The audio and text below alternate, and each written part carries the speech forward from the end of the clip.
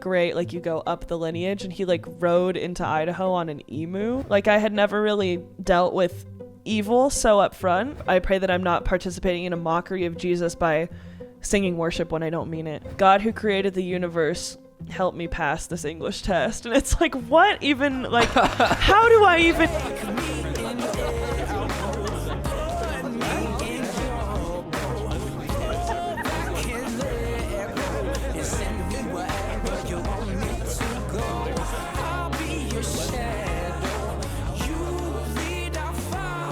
The whole like nurture versus nature thing is really interesting to me. Like what certain personality traits are passed on through your bloodline and what's like stuff that is just surrounded by, or you're surrounded by it, and so it becomes a part of you. I always think that's really interesting. Yeah, because then you have siblings. Like how many siblings do you have? 0. Oh, really? Yeah. Oh, no, well, all right.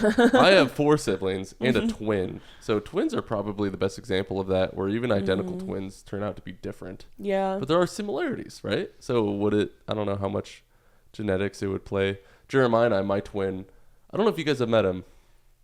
Some of the people here at Chi Alpha have. I don't think so. But now he's down in Boise and he'll never be up here ever again. So probably out of luck. However, we are extremely different, yet same at the same time. Mm-hmm. Like me and all my brothers, we have the same humor.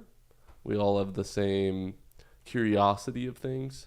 But in terms of like personalities, there's some pretty major differences, especially to our parents. So interesting. I don't know. Yeah. I don't know.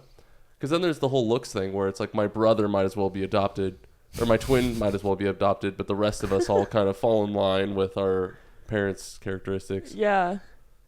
That's interesting. It's so weird. I feel like some of it is like you interact with things in a similar way based on how you were raised, but the things you choose to interact with are different. Almost. But I also don't know because I don't have siblings. So that's just my observation. What a struggle. Is it a struggle to be a single child? I love it. I mean, it definitely like... I don't know. It comes with downsides too, but I mean, it's hard to say because obviously like I'll never know, but yeah, I guess so. Like, because it's like, I'm not missing out on a bond because like I never had it. Like, I feel like it would be a lot different if like I had a sibling and then we like went no contact or something, and it'd be like, wow, this sucks. But like, I don't know. I've been able to form such strong bonds with my family that are my friends, you know, like, yeah. And so, and do you have cousins that are at least the same age? So I have a cousin who's a few years younger, and we're definitely like, I don't know, like we bond when we hang out, but he lives in California and most of my family lives in California. So it's like when I see my cousins, it's great and I love them, but the 2 younger ones are definitely closer with me, and like they're not my age. Like the older one has a daughter and the younger one is like still in high school. Crazy. So, all right. Yeah. Yeah. Yeah. So it's definitely like, it's a trip. And then my mom has lots of siblings, but she was adopted. And so it's also like you see the nurture versus nature thing, because like she's not blood related to most of her, like who she deems her family. And so it's like, it's just really interesting to see her interact with her mom who adopted her, and then her brother who's her mom's biological kid, but not blood related to her. It's really interesting. And I don't know. I want to like have more experience because I don't have a sibling, and I want to know like what that's like just because I'm curious, but I don't like miss out on it, I guess. I mean, you'd have to ask somebody who had siblings and then all their siblings got killed in tragic accidents. Like, how is it then to be a solo child? Because then they would have experienced both worlds, right? So Yeah. maybe they...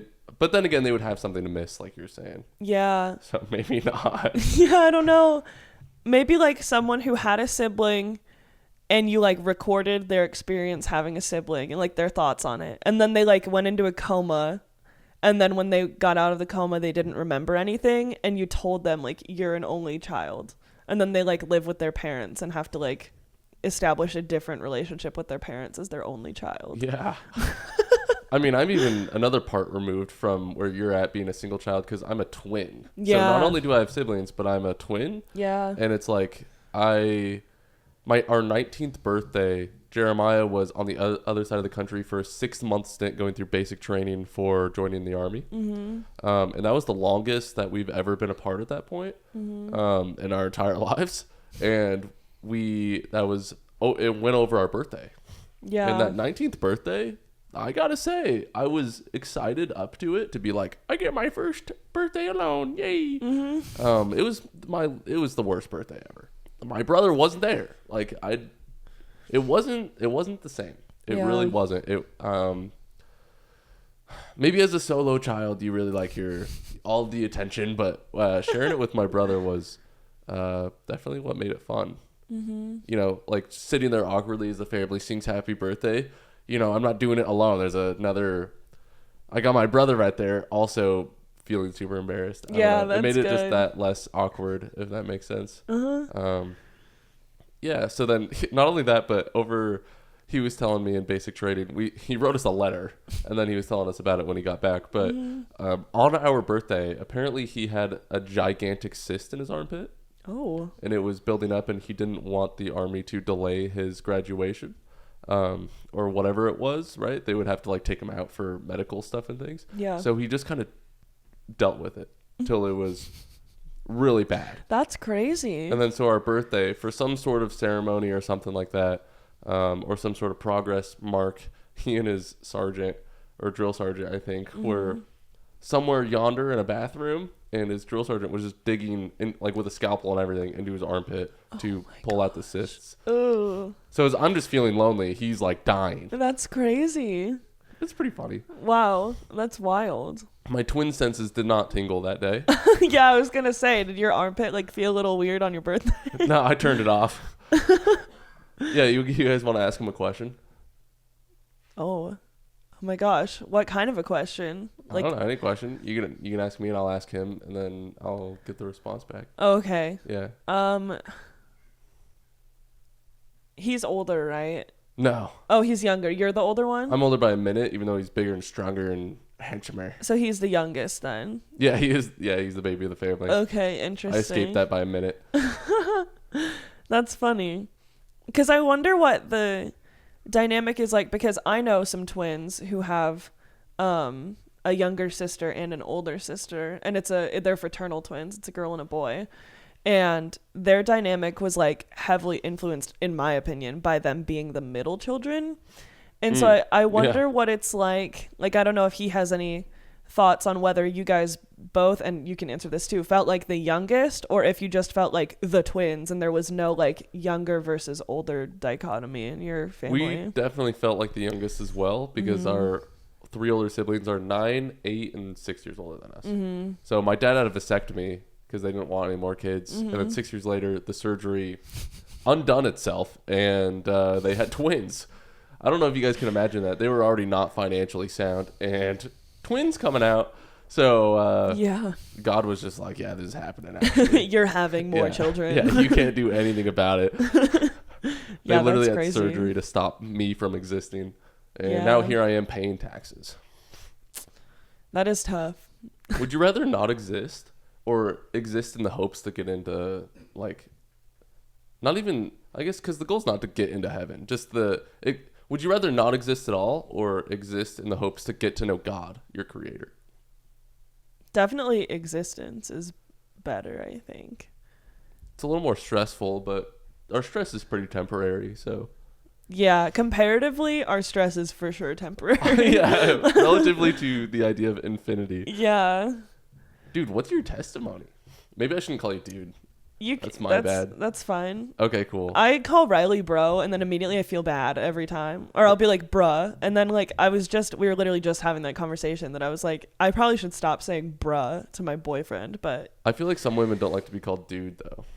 Oh, I don't care. I call everything dude. My mom calls me dude, so I don't. It doesn't faze me at all, personally. Okay, rad. I have heard that there's like discourse about whether dude is a gendered term or not. Like, some people will get really upset if you call them dude because they feel like they're being misgendered, and I think that's really wild. I think it can be. Same with guy. Like, I'll say like, come on guys, and it's a group of girls. Yeah. You know? It's like, come on guys. Yeah. I don't know. It's just I don't think that's how it was though growing up. Growing up though, I didn't use it that way. Interesting. Maybe it's just Oh, that's right. You know, like you study language and stuff, right? Yeah.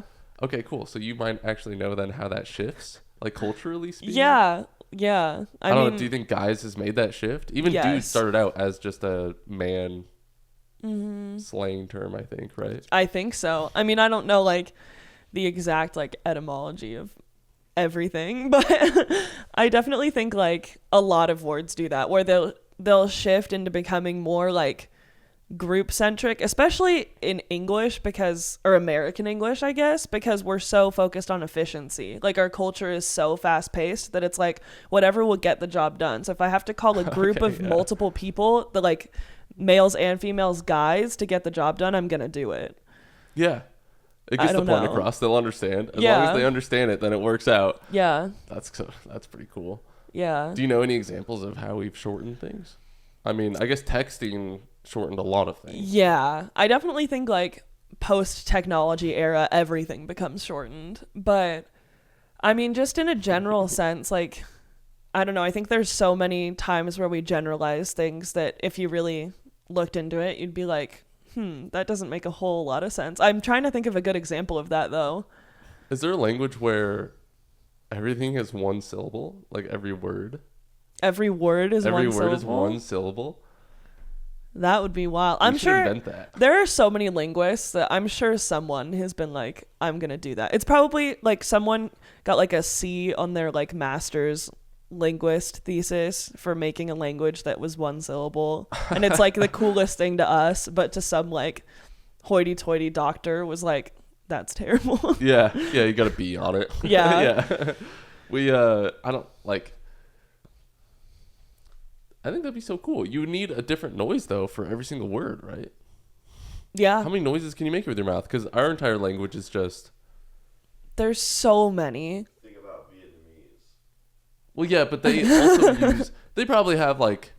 I mean, how many letters do we have? 26, 26, right? yeah. So we have 26 different noises, kind of thing. But we also have, like, sounds that are, like, letters combined, like a CH or an SH. Those are different. Okay, so we probably have upwards of, like, 50 different noises. Yeah. Well, and then there's, like, noises that, like, aren't used in our language, like clicks that, like, you hear, like, I don't know, like Central African countries where they're like the whole language is like clicks, and it's like, I mean, it's like half of the world's modern language or active languages are just in New Guinea.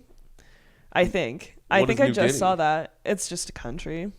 But okay. Like half of the world's languages that are active right now are just in that one place because there's so many different like cultures and like I think tribes that are like interacting and creating their own like dialects and languages. Oh, cool. Yeah. I thought America would have been the one with the most languages being spoken.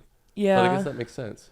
Yeah. I think it's like maybe it's native languages. I don't really know. Languages that were like made there and stayed there. I don't really know. But it is really interesting. You asked about my testimony, and now we're talking about language. Oh, yeah, that's fine. That's great. That's perfect. That's exactly how it's supposed to go. Yeah. I don't know. I was going to say, Vietnam. That's what you brought up. They had noises. They would connect. I think the one that really stood out to us was the TD. It was like a doy. Something like that, where you have the T and the D in it at the same time. And it's just something that our tongues don't know how to do. Yeah. And they had many more that made it very difficult. You were the one who was good at saying that. I don't think I can't say it. Yeah. It's so hard. That's how you say America, right? Yeah, America. America and Vietnamese, NG? look it up. It's extremely difficult. Oh. Maybe... Can we have like a robot speaking to us? I'm sure. Google robot guest appearance on the podcast. This is exciting. Yeah. Or no, America is Maddy. Oh. And then you add that to make country might be. So maybe play American. This is funny to me because the language other than English that I have the most like knowledge in is a dead language because I went to classical Christian school where we learned Latin. So I just like Latin has pretty similar sounds to. Was that right? Like me? I don't think that's right. It's It looks like the same. Like me? I don't know. Can you read that with your English or not English language skills? Oh, wait. I mean, no, because I don't know like what the different accents mean, because there's like a tilde and an accent, and then there's like something else. I don't think that's right, but there are different dialects even. I was in gonna say, did you guys Vietnam. learn a different like We Google were in- Translate is notoriously bad Okay. at yeah. like I mean it's Pictures of the whiteboard that we have. it's good for like basic yeah. things. But we don't have a robot reading that. You type it in. I can? Because there's like accents and stuff. How do I type it in with that? You might be able to find it like somewhat like a native speaker on YouTube. I know that helps. Riley's getting it. Okay, He's a yeah. tech man. Google Translate is good. Like it's a good tool, but it just kind of does its best. Yeah. A literal translation of what they taught us as people of the United States. Oh, like Americans. Yeah. Interesting. America #1, baby. I can't wait for the war to start. Oh, what do you think about the war? World War coming up? Three. Yeah. Yeah. What? How soon do you think it's gonna happen? Like, what's your wager on World War Three starting? I'm probably like 75. This has been going up and down. Yeah, that's 75% sure that the election probably won't happen. Not to fearmonger, but God's still in control. I just don't think it'll happen, and I think there will be some sort of crisis that keeps the current administration in power because they don't want to risk it. But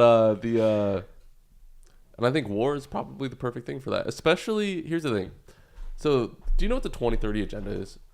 You're gonna get some crazy conspiracy theories. coming No, out. I don't. So the 2030 agenda is put in place by the World Economic Forum. Do you know what that is? No. Okay, so the World Economic Forum is an organization created back in the 1900s or something like that by a man who is the son of a Nazi named of Klaus Schwab. So he's a German. Shout out to the Germans, always try to conquer the world in some capacity. That's so real. Yeah, so Klaus Schwab then, he started the World Economic Forum, nice boring name. And I don't know how it really rose, but it's a major thing now with an annual meeting in Davos, Switzerland, where all of the different leaders of the world, whether it be bankers, celebrities, people with influence, right? Yeah. Either over huge economies or just huge amounts of people. So you've been right. What? Yeah, Yeah. yeah. I'm part of that elite. Oh, yeah. Adrenochrome and all that. No, but so yeah, basically you can go to their YouTube channel and based off of the website of the World Economic Forum, they say that they post 2 to 3 or 2/3, of the videos or the conferences onto YouTube. Mm-hmm. So I was watching some of those and they talk about the 4th Industrial Revolution and the 2030 Agenda, which basically is just to digitize everything. So give everybody digital IDs and give everybody a digital currency. And basically that's for control. They're famous. The World Economic Forum is famous for the commercial that said, by 2030, you will own nothing and be happy. Everything will be renting. Everything will be owned by them, if that makes sense. So they're in ties with the huge companies called like BlackRock, Vanguard, the ones that own 80% of everything. Yeah. So on the YouTube channel, I found a cool video where Joe Biden was sitting right next to Leonardo DiCaprio, both listening to Klaus Schwab. Not only that, but it's not just America; it's all the different world leaders. I think supposedly Russia stopped going. Supposedly, China has their own where they don't join the annual one with all the rest of the people, but still they're all under then one leadership called of Klaus Schwab and that one shared vision. Where then I think, here's the thing. As a Christian, where do you think like every Christian has their own opinion about the end times and whether Right. we're in it, it's coming up, or it's still far away? Yeah. I'm of the opinion that it's not for a while, but I don't know how a while that is. I do think, Yeah. like, I don't know. Do you think it's soon then? Because to me, that sounds like one standard currency, which is like, one of my friends did a whole thesis on why it's okay to support Bitcoin and like e-currency, even though it might be like indicative of end times, like one standardized currency. Yeah. I think Bitcoin is the only one that I would support because the government can't have control over it because of how it's set up. Yeah. At least that's what my brothers tell me. I don't know how to explain how that is. Yeah, I asked Snapchat AI to explain it to me and grilled it, and I know more than I did before, but Bitcoin will end. Like, there will be no more Bitcoin. It'll take a long time though, right? Yeah. Yeah. Yeah. But people would have to lose all of it. But then that just makes it all go up in value for the most part, as long as there's enough people still having value. Right. That's how it holds its value. Because if there's an unlimited supply, it's valueless. Which is what the USD is right now. We just keep printing more of it. Yeah. Yeah. Yeah. And that's why when people say, why is there inflation? Just print more money. That's like the opposite. Of yeah, what? If you want to help inflation, if you want to make your money more valuable, go burn it. Go burn destroy most of it. government property. Yeah. Is it government property? That's lame. It's my property, dude. It's fair. Is it not my money? I guess not. Give to Caesar what is Caesar's. It has George Washington's face on it. Yeah. Guess it's not mine. That's crazy. Yeah. Anyways, though, yeah, so war, the World Economic Forum, under this whole cabal, if you will, run by Satan, in my opinion, because the things that they push. Oh, yeah. Do you think the Antichrist is on the earth right now? Don't know. I have no idea. Okay. Maybe. There's obviously all the soccer moms on Facebook talk about all the different options. Yeah. And I definitely like some of the options that they throw out there. But I brought up what did I bring up? World Economic Forum, war. Okay, that goes to that. Then I brought up something else that I was about to talk about. Soccer moms, Antichrist, end times. End times. So the end times, what was I going to say about it? Is it tomorrow? Oh, yeah. Well, there's a few things to talk about, like if it's coming up or not. I don't think it's happening tomorrow. However, the World Economic Forum and the technologies that they're bringing forward are making it, for the first time in human history, feasible, I think. Interesting. Because it talks about how, Christians will be excommunicated from everything, and it's like, how can you really do that? Like, if you take us back to Rome, and the government was like, don't sell things to Christians. It's like, they can do that, but your average Joe who's a Christian is like, all right, I'm just going to live on my farm then, and I'll be fine. It's like, unless people went out and hunted them all, it's difficult to do that, to achieve actual control. I think in the end times, Christians will like be excommunicated in a way that literally, like, we don't have any capacity of supporting ourselves, if that makes sense. Interesting. I mean, we will have to relearn, I guess. So maybe it wouldn't be different. I don't know. I just feel like with the digitizing of everything, they'll actually be able to control everything. And this is the first time that's even possible. So then going into the World Economic Forum, they need the war to start, potentially, so then they can marshal in not only is it, so I think if a war started, there would probably be a lot of protesting, and there'd be a lot of chaos, right? There'd be like a attempted rebellion almost, maybe, which would then give them the perfect excuse to stay in power, because they would marshal in martial law and be like, clearly we need, we can't go through a transition phase right now of switching over power. That's too dangerous. So at that point, then we're all just kind of screwed. And when chaos kind of happens, they need something to happen for the American people they need to make us so desperate that we can't feed our families. Fathers out there who can't feed their kids are going to, when eventually the government, the World Economic Forum, in order to implement this in America, because we are the last free country on earth, because we're protected by these documents that they hate, called the Constitution and the Bill of Rights and all that jazz, right? They need to make us so desperate that we are willing to give those up without a fight. So basically, whether it be economic decline, a war of some sort, or any other sort of disaster, fathers need to be so desperate to feed their kids that they're able to come in and be like, if you adopt this new currency, we're going to give you $2,000 worth of it every single month. So, universal income, along with 10% transferred over from whatever USD you held. Mm-hmm. And then, so, with the promise of stability and safety for your family, people will reluctantly give away their rights and adopt the new system. Yeah. I mean, I think there are people who, like, right now would, like, die before doing that. And I think there are people that are already okay with that. Yeah. And it's, like, really weird to see that. I think a lot of those people who would die before doing that, when it comes down to it, if they have a family, right, they will choose to stay alive so they can support their family rather than just off themselves. Yeah. Like, I don't think that would really help anybody at that point. I am curious, though, like, I don't know, maybe the, like, economic kamikazes that would just decide, like, if they saw that happening to, I don't know, like, not start a family if they saw it coming, and be like, I'm gonna fight till my dying day and I'm not gonna bring anyone along with me.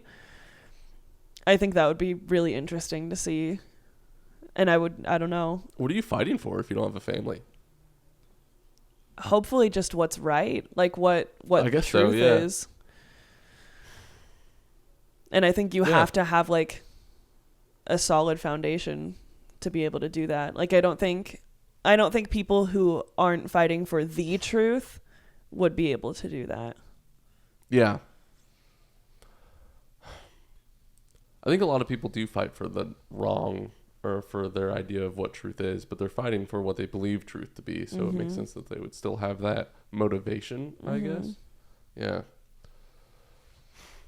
Anyways, how did you meet Jesus? Yeah. I mean, I don't know.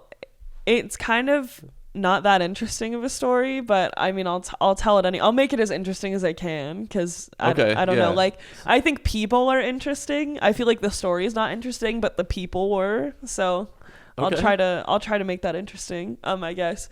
So I was raised in a Christian home, which is, like, Rad. How a lot of people's testimonies start. So I think.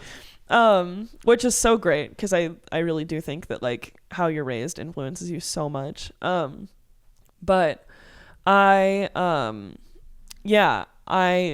of went to church from a young age. I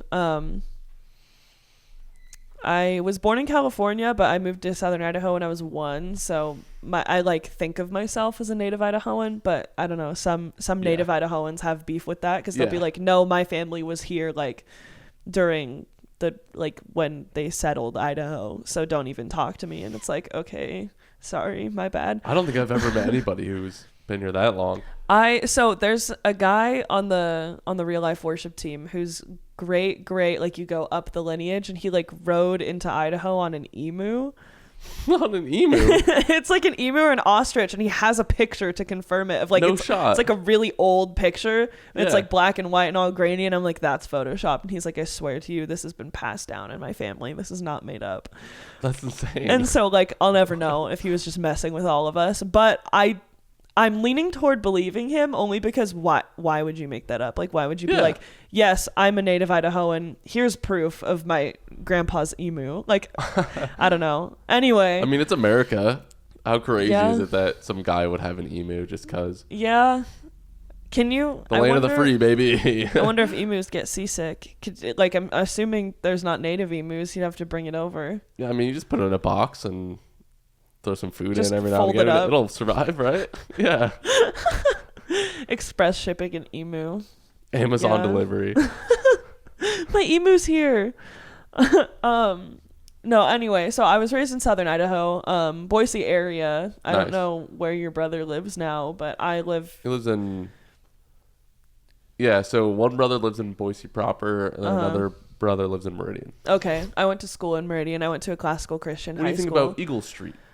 Eagle Road? Yeah, road. It's terrifying and awful. I've been told to ask every Boisean about it. That's fair. Yeah, so Eagle and Fairview used to be the busiest intersection in Idaho, and I'm certain that it's still on Eagle Road. One of the intersections on Eagle Road is probably still the busiest intersection in Idaho, because everyone uses it. It's a pseudo highway, and so, like, there's lots of lanes and everyone uses it, and it still isn't enough because of all the crowding of new people. But Yeah, Eagle Road's terrible. I went to school right, like you'd have to be on Eagle Road to get to like Chick-fil-A and Chipotle, and those are very important things. So. Oh yeah, those are mighty important. Yeah. That's the first time I had Chick-fil-A was down in Boise. Really? So I've probably been on Eagle Road then before in my life. I just didn't know. Yeah. I was not culturally informed that Eagle Road is known. Yeah. In that way. Yeah, I mean, there's a Chick-fil-A in Boise proper too, so there's a chance you avoided it. Oh, but a lot of like all roads in southern Idaho lead to Eagle Road. It's like all roads lead to Rome, but it's Eagle Road. Like you'll probably at least pass by it, be on it so for it's just down an the middle? Intersection.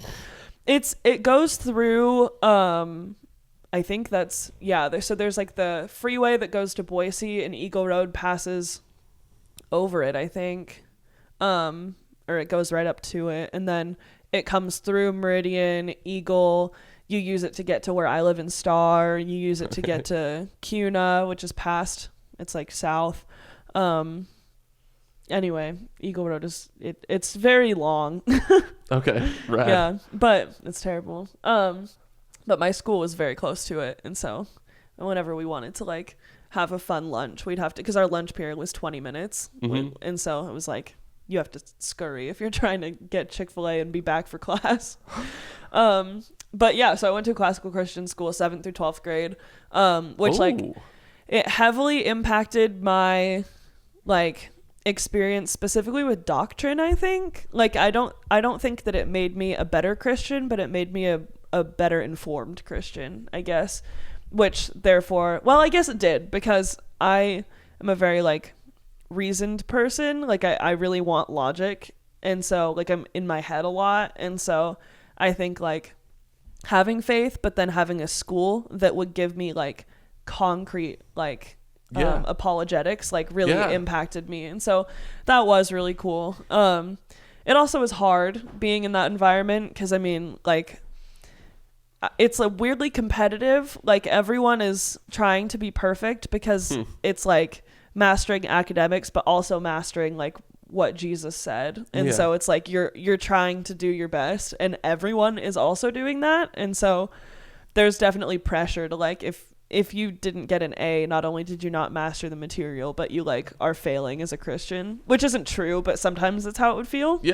And so I don't know, it was just like an interesting place to be, especially because I did choir outside of school, and pretty much all of them were Mormon, and it's southern Idaho, so there's lots of Mormons, and so even in northern Idaho, true, Mormons are everywhere in Utah and Idaho. Idaho is the second most populated Mormon state. Come on through, bro. Say hi and bye. Bye. All right, cool. I'm talking about Mormons. Oh, thanks. Mormons are some of the coolest people. They really Their are. doctrine is kind of, I like to make fun of it. Yeah, I know. Are they? The tall ones, at least. I don't know. They're all white, dude. I don't know about that. It's crazy though. Wow. I mean, well, their churches all have a basketball court in them, so that does help. Like you're gonna play some basketball if you're Mormon. I feel like Mormons would be like playing cribbage.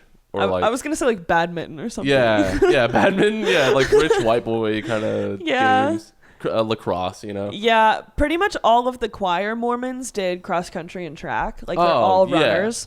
Yeah, I love cross country. I ran it in my high school, and then all 4 years there was a group called the Mormon Boys, and so they do like cross country. I can attest to that. Yeah, how funny.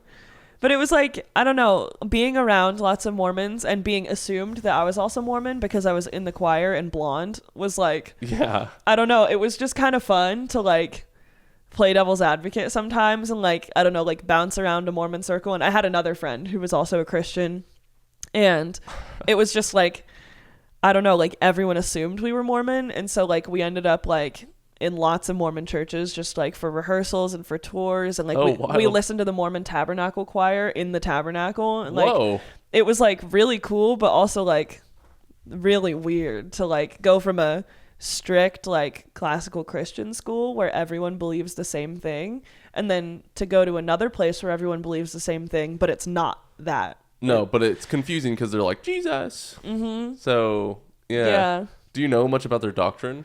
Yeah, I mean, I've definitely like heard what my friends have said. I've never sat through like a missionary speech, but I have a Book of Mormon in my room and I like want to crack it open. But I feel guilty if I like read the Book of Mormon, but I like haven't done my God time in the Bible. Yeah, like that absolutely. I'm like, wow, I'm like a heretic. And so I go back and forth. Like I feel like I have to be really on my plan if I'm going to then also read someone else's like doctrine. If I wanted to read another doctrine, I do hold the Bible as truth. So I don't know if I just want to read it without like having the Bible right next to it and like studying it in that way, comparing. I don't know. Yeah. I don't know. We did that I feel like we had like a comparative civilizations class at Ambrose, and I went to Ambrose. That will mean something to people from like Boise area. Yeah, Boise area. Okay, like specifically like the Christian and Catholic schools, people know what that is. Yeah. But I definitely think like that class helped a lot because it was like we studied Buddhism and Islam and Mormonism, and it was like it was pretty cool because we like read bits of like the Book of Mormon and bits of the Quran, and like we studied the histories of the religions. Yeah. And that just kind of gave me like a better foundation on like how to analyze someone else's doctrine without like needing to believe it, like without needing to like find truth in it, I guess. Like you can just read the story and be like, interesting that people believe this, and see the history. Yeah, I definitely think that with Islam, like it's just the history is like so human. I don't know. Yeah, for sure. Yeah, I mean, it is written by man, so yeah, exactly. It would be human. Yeah, but it's just, I don't know, like taking a bunch of stories that you heard throughout your whole life of other people's religions and like so desperately wanting them all to be true because like you just have relationships with people and have like heard it your whole life. I think it's such a human thing, like to just, I don't know, back to that nature versus nurture thing, like to be surrounded by things and then like want to be a part of it, I guess, and then automatically greed and then I'm making this a religion. Have you ever read something that you thought was like super compelling that you kind of like wished was in the Bible kind of thing? No. And like maybe that's a wrong way of saying it. Maybe you did learn something from it even. Yeah, I mean, I haven't felt that with like the Quran or like the Book of Mormon, but I definitely have felt that with like, so I got like this huge Catholic Bible that has like the extra, some people, you know, they're not extra, but I started reading the Book of Wisdom, which is in my big Bible, and it's just like more Proverbs kind of. It's like just more like good advice. Yeah. And so I know like the history we studied for a long time, it said that like those books were used as like extra teaching, but not as like spirit breathed. And I definitely think like that might not be a bad way to look at it. No, sure. Yeah. Like when it comes to the Apocrypha, what do you think about it? Did you learn about the Apocrypha in school? During COVID, it's funny because for some people, like COVID was like, oh, we didn't have like Riley said, like we didn't have sex ed, or like some people didn't have like, I mean, we didn't have that at our school either. But some people were like, oh, I faked bio. But for me, it was like we were learning about the Apocrypha and I had to like watch Bible Project videos on it instead of actually being in class. Oh, well, that sounds way cooler than being in class. You probably learn less though. Yeah, I definitely wish we had class for it because I would have retained it a lot better, I think, instead of like 2 times the video, put the captions on, and just sit in my bed and watch. I wonder how, I was in public school my entire childhood. I wonder how it would have been if I was in a private Christian school, because I feel like I didn't come to Jesus until like a year ago, so July 24th. So recently was my anniversary, I guess, my first anniversary. But it's cool. Like I've been exposed to Jesus my entire life. You know, I grew up with a pastor as a dad, but he's kind of the reason why I didn't fully trust in Jesus. Right. Because of the divorce and all that happened. I don't know how much you know about that. We talked a little bit at FTM. Oh, yeah. Okay, cool. So Yeah. So it's like my mom, though, she still had me involved in like youth group and church camps and stuff like that. And I just went along with all of it because I trusted her and her, she definitely represented the love that Jesus kind of claimed to be. Yeah.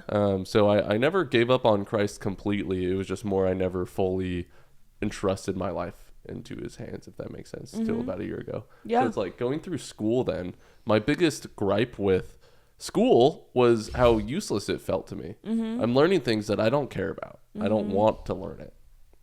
So it's like if I was in a Christian school, I wonder if I would have wanted to or not. I wonder if I would have retained any of it by now. Yeah. Maybe you were at a different point where you were like, Jesus is it. Yeah. Like from a young age. That's pretty rad.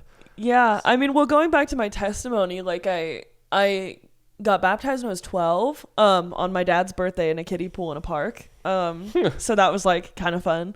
But that was, I think, the summer before I started going to Christian school. And so I think it was like God really worked the timing of that out nicely. I had gone to like a purity conference and they really talked about like taking ownership of your faith. And it was the first time that I had really seen like good and evil so like juxtaposed, because so I was in a room with a lot of people, just like some like a bunch of girls. We were all like crammed in a hotel room, sleeping on the floor and stuff just for the conference. And the police banged on our door at like 6 a.m. and they were like asking us if a guy was hiding in our room. We were like, no. Whoa. And so we went down to breakfast, and then the hotel locked down. They made an announcement, and we were at breakfast in the lobby, so we could see like cops coming in and paramedics coming in, and a big canine came up, and then a guy on a stretcher came down with a bunch of cops and paramedics, and the canine came back looking all happy. We were like, uh-oh, what happened? That dog just had a meal. Yep. So a guy had broken into his ex-girlfriend's hotel room done things that he shouldn't have done, and the canine took care of it. So good stuff. Yeah. And it was like just so clear, like, I don't know, it was the first time that I had really seen anything like that happen. Like I had never really dealt with evil so up front. Yeah. And I think, I don't know, like I think my peace in it, like just knowing that like God took care of the lady, like, and that it was all going to be okay. Like, and we just like prayed for her heavily for the days of the conference. I think some of the people from our conference had actually been in the elevator with her after it happened and gotten her the help she needed. Wow. And it was just so like present, like it was just so tangible to see like, wow, there's evil and there's good, and these things can like, and there's a war being there's a waged. war. And it was like so powerful, the 12-year-old me, and I was like, I have to get baptized, like I have to devote my life to Jesus. Cool. And so that's kind of where it started. And then I started going to Christian school, and it really like solidified it. And I think like my favorite part of Christian school was the thesis. I had to do a thesis junior year and senior year. Like and junior year it was theological, and senior year it had to be government related. I think my senior thesis was better, but I liked the topic of my junior thesis better because I learned so much about doctrine. But I took my topic from the What We Believe statement of the church we were going to at the time, and I refuted it because I didn't like it. It was Wesleyan perfectionism, which is the idea that you can be perfect while still here on earth. It's also called entire sanctifications, where like your soul is sanctified while you're human. And I was like, wow, I hate that. And so I just did a ton of research on John Wesley and his history. And I think really that like comparative civilizations class helped with that, because I was looking like, where did this doctrine come from? Yeah. And my thesis advisor was really cool. She already had a book on like John Wesley's upbringing and was like, please read this. You'll find it so interesting. And John Wesley was the founder of Methodism. And so he his upbringing was really crazy. And then him and his brother Charles Wesley wrote a bunch of hymns, and I love the hymns, so I have no beef with Charles Wesley.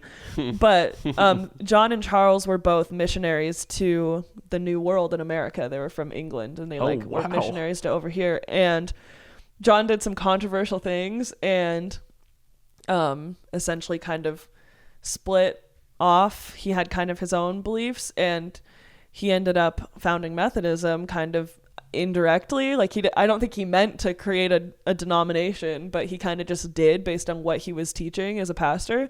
And so I just like found this so interesting, and I completely researched entire sanctification, and our thesis also, my favorite part of it was the refutatio, where we took it's like common objections to your topic, like what are like the strongest arguments against what you're saying, and you refute those. And that was like the coolest thing for me, like to be able to not only research an idea and defend it, but then also refute the objections. Like, that's so cool. That was like probably the coolest part of Christian school for me, because I feel like that's like a skill that is so valuable, to be able to like research what you hold true and then be able to find the strongest possible argument and like still counteract it. Yeah. Like I want to, like my testimony probably summed up is just trying to, like growing up, I wasn't allowed to question. So after the divorce happened, my dad is kind of out of the picture. My older brothers kind of led me in a manner of questioning everything and trying to find truth, with the idea that there is an objective truth, and that when you question things, if you can poke holes in it, then and it can't hold up, then it's not truth, right? So one thing that I found growing up, especially in the later years, before I gave my life to Christ, is that the Bible, no matter how much I questioned it, it made more sense to me. It always held up. Yeah. I would love to dive into it deeper, especially for this podcast. I definitely want to become like a armchair theologian of just like knowing things and or being able to defend my faith, right? And being able to articulate it in a way that other people are able to not only understand but maybe relate with. Yeah. Yeah, I think it'd be really cool just to be able to hold your own in a debate like manner. I don't know, because that's not what like Christianity is about necessarily. But I see no reason why it's like bad. I think it's I believe, I don't remember who says it in the Bible, but somebody's like, you know, make sure you don't get walked over when it comes to your beliefs. You know, Jesus is true, and there's reasons that you can point towards that. You know, it's not like our faith may be blind in the sense of seeing, but there's definitely evidence that can embolden us in a sense. I think, I don't know. Is that a slippery slope if you're like, because where do I get my confidence? You know, is it in the evidence or is it in just God himself? And then how does that work? Yeah. I mean, what does it say? Put on the whole armor of God that you may be able to stand against the wiles of the devil, for we do not fight against flesh and blood. There's a part I'm trying to get to. But principalities and evils or something? Yeah. Having shod your feet with the preparation of the gospel of peace. I think like, whoa. Yeah. Like, I think like the Bible, like literally tells you like, be prepared with the gospel and like, it'll benefit you. Yeah. And I think like, I don't know, because there is definitely an aspect where it's like people are just curious and they want to have answers. And if you can't provide that, then they get frustrated. But I also think there's definitely like an aspect of like God wants us to know him and what he says, just simply because we get to know him better through it. And so I don't know. Either way, I think it's important to have like lots of like concrete like things that you've taken from the Bible that you can talk to people about. So do you have like crazy answers for a lot of tough questions? I think school like did its best. Like I don't think I have the answer to everything, and there's a lot of things that like I could answer surface level, and then once you get deeper I'd be like, I'm not sure, I'll get back to you on it. Here, let me throw a wild one out here that people like to throw at Christians. Yeah. Like, why does evil exist? Yeah. The problem of evil. I think so. That question, I think, is what separated Calvinists from everyone else. Because I think at the bottom of it, for me at least, free will is what allowed evil. Because God loved us so much that he wanted us to be able to choose him, we had to have a choice to make. And because we're not perfect, we chose the wrong thing. And I think ultimately, if you believe in God, then you have to believe that evil will happen and that it's going to work for good to those who believe in God. And so I think like for people who don't believe in God, it's harder because they don't see that it will work toward good. Because for them, it's like this evil thing happened and that's where it ends. And we're just going to like die knowing that this evil happened. If it worked towards good, is evil bad? Yes, because it's not the evil that's doing good. It's God that's turning it into good. And so I think like because we have free will and we had to have a choice to make, there had to be something else to choose. But I think that's what makes like being a Christian and like having faith so powerful, because we also have a choice and like we're doing the best we can to not choose evil. And so I don't know, like the problem with evil is so complicated because like why would a good God like let it happen, allow bad things to happen? But I think it's because of his love, because of his perfect love, he has allowed that to happen so that we can choose him and become like his children. I mean, I there's kind of an idea of it if he never put us in the, I've heard Earth described as a crucible, which is kind of cool. Like it's a crucible preparing us for eternity. It's like a without it, then could he have really had what he wanted, if that makes sense, in the sense of a being who loves him, because like we would have no concept of his good or why he's so amazing if we never experienced evil, right? Yeah. So like, is our love real then for him? Like, could we could have been in paradise already, but I don't know. I guess you could make the argument that our love wouldn't be real. Yeah. Or we wouldn't even understand why we love him, which may not be what he wanted. Is that good? I don't know. Yeah. I mean, yeah. And that's a whole different, like, complicated thing. I mean, my favorite verse in the whole Bible, I got it from a summer Bible camp, is 1 John 4:16. It says, "For we know and rely on the love that God has for us. God is love. Whoever lives in love lives in God and God in him." Oh. And it's just like, I'm such like I get down on myself for things. Like if I don't like pick up a paper towel off the floor, I'm like, Jesus would have picked it up. Why did I not do that? I'm a terrible person. And I try to remember that like ultimately, if I'm living in God and I'm like believing in him, God is also living in me. And I don't need to like be putting myself in the crucible because I'm already there. Yeah, right. Yeah, and it's just so interesting, like, I don't know, like all the verses about love in the Bible, because I really do think that like Jesus's love for us is the most powerful like example of love that we can have, and like we can't have perfect love. I'd argue it's the only love that even exists. For like, sure. I don't know. I don't believe people can be good without God. I agree. So I think Jesus states that pretty clearly. It's like no one is good other than the Father. I'm like, shoot. All right, well there's the answer there. All right, it's everybody's screwed. It's like even the good that we do that may still mirror God's goodness and his morals, it's done in vain, probably without God. For sure. So it's just kind of everybody's screwed. Yeah. Without him, at least. Yeah, without him. Yeah. I don't know. What do you think about God's peace then? Because you just mentioned feeling probably, I don't know if it's guilt is the right, I don't know if that's the right word for doing that, but like not picking up that paper towel on the floor or whatever. It's there's definitely a sense of, I don't know how to describe that feeling.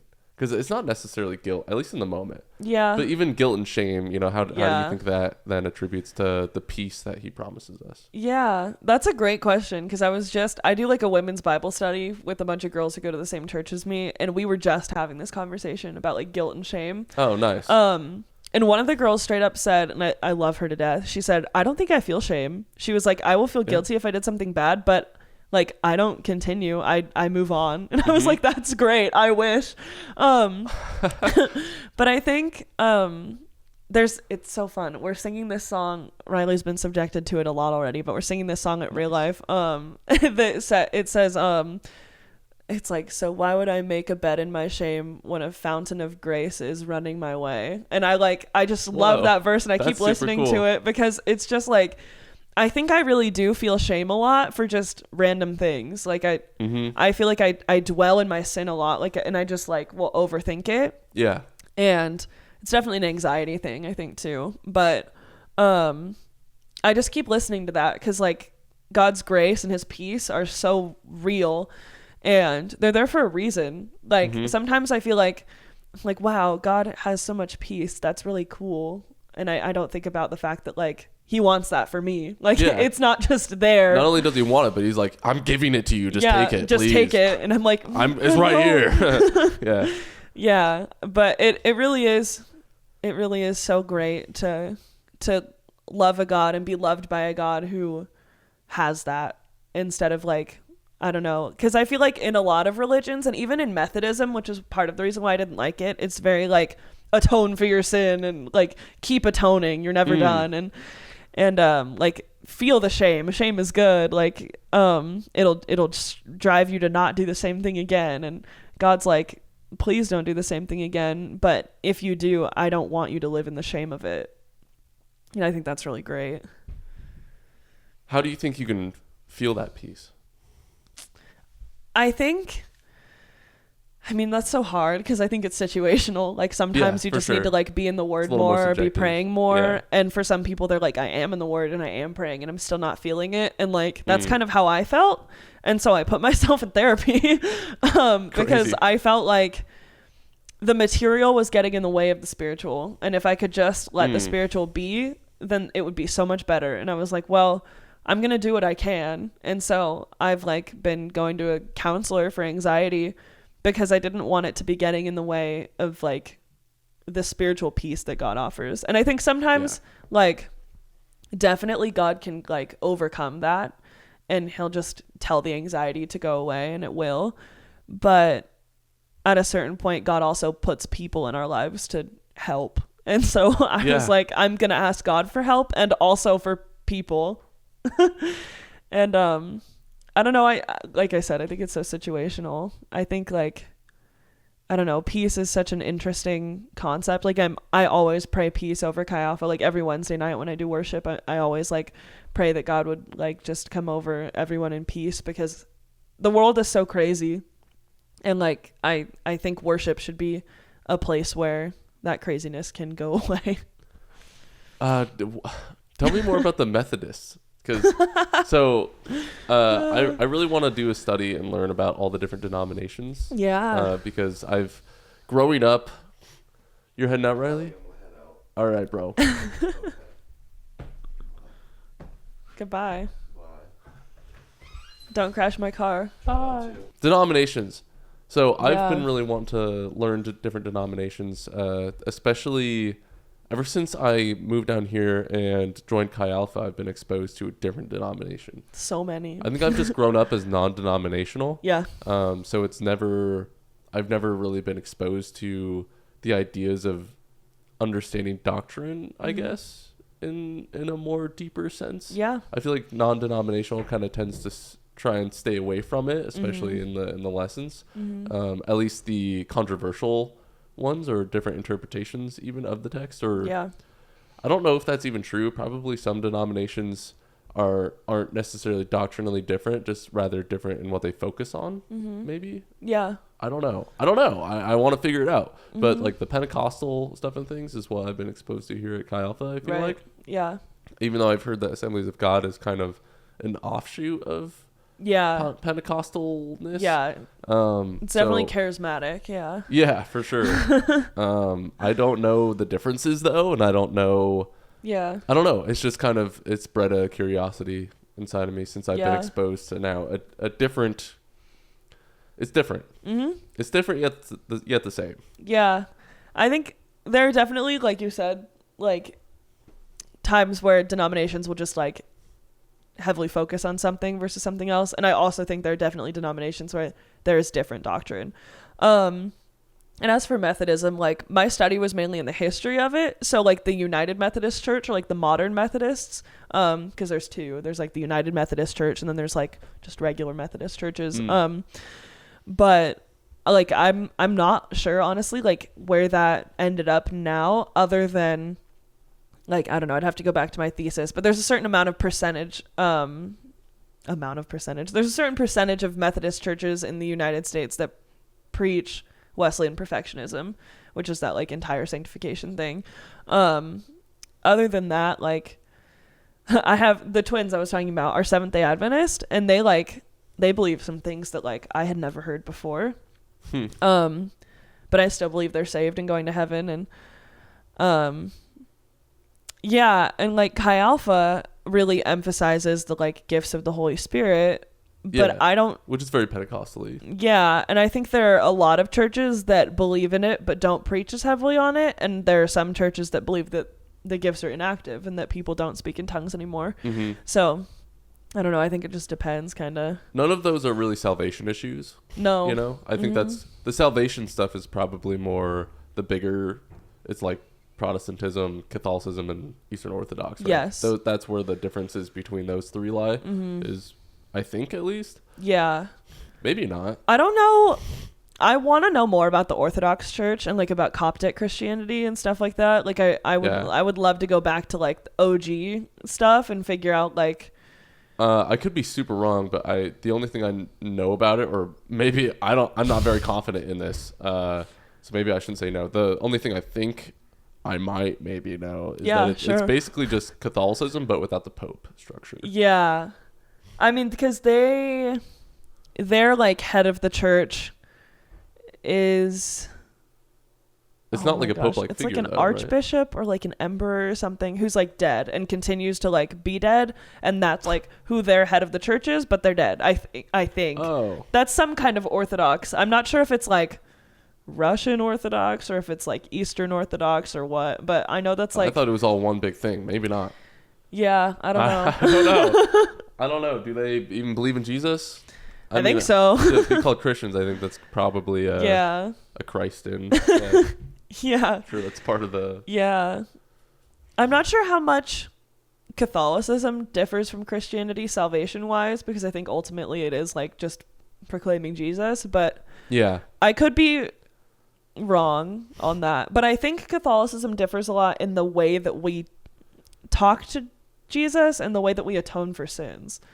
I think I've kind of gone back and forth between like thinking whether Catholics are saved or not. But I think like right now I'm at a place where it's like, well, what brings us salvation? Is it is it our doctrine? Is it our knowledge? Is it what we do in our life? Or is it simply because of the grace of God? You know? So it's like, I guess, what do they believe in? Do they believe then that works help them get into heaven? Or, because if they do, then that like, does that disqualify you or does it not? Yeah. You know? Because is it not, because what is faith in Christ? Is faith in Christ not that he is the only reason? And it's as simple as that. He is the only.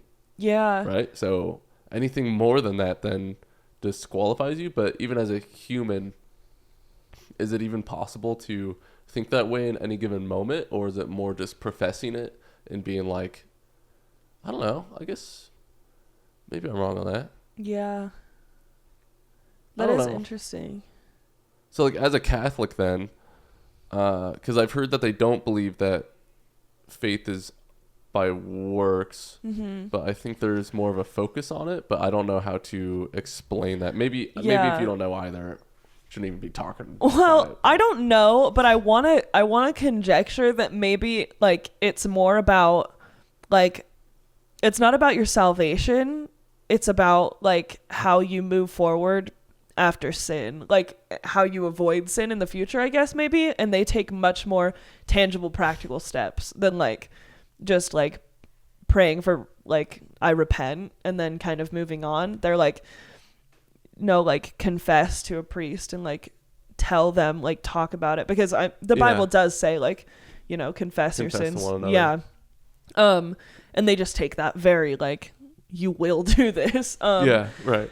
But I don't know. I'm also just curious. Maybe this is a weirdly worded question. I'm trying to figure out how to say it. Like, I think some denominations think this and some don't. Like, does it matter what you think saves you versus like you actually doing the thing that saves you? Like, if I have professed that Jesus Christ is my Lord and Savior and I've been baptized and I've done all the things, but I also believe that in order to go to heaven I have to confess to a priest, like is that going to stop me from being saved if I don't?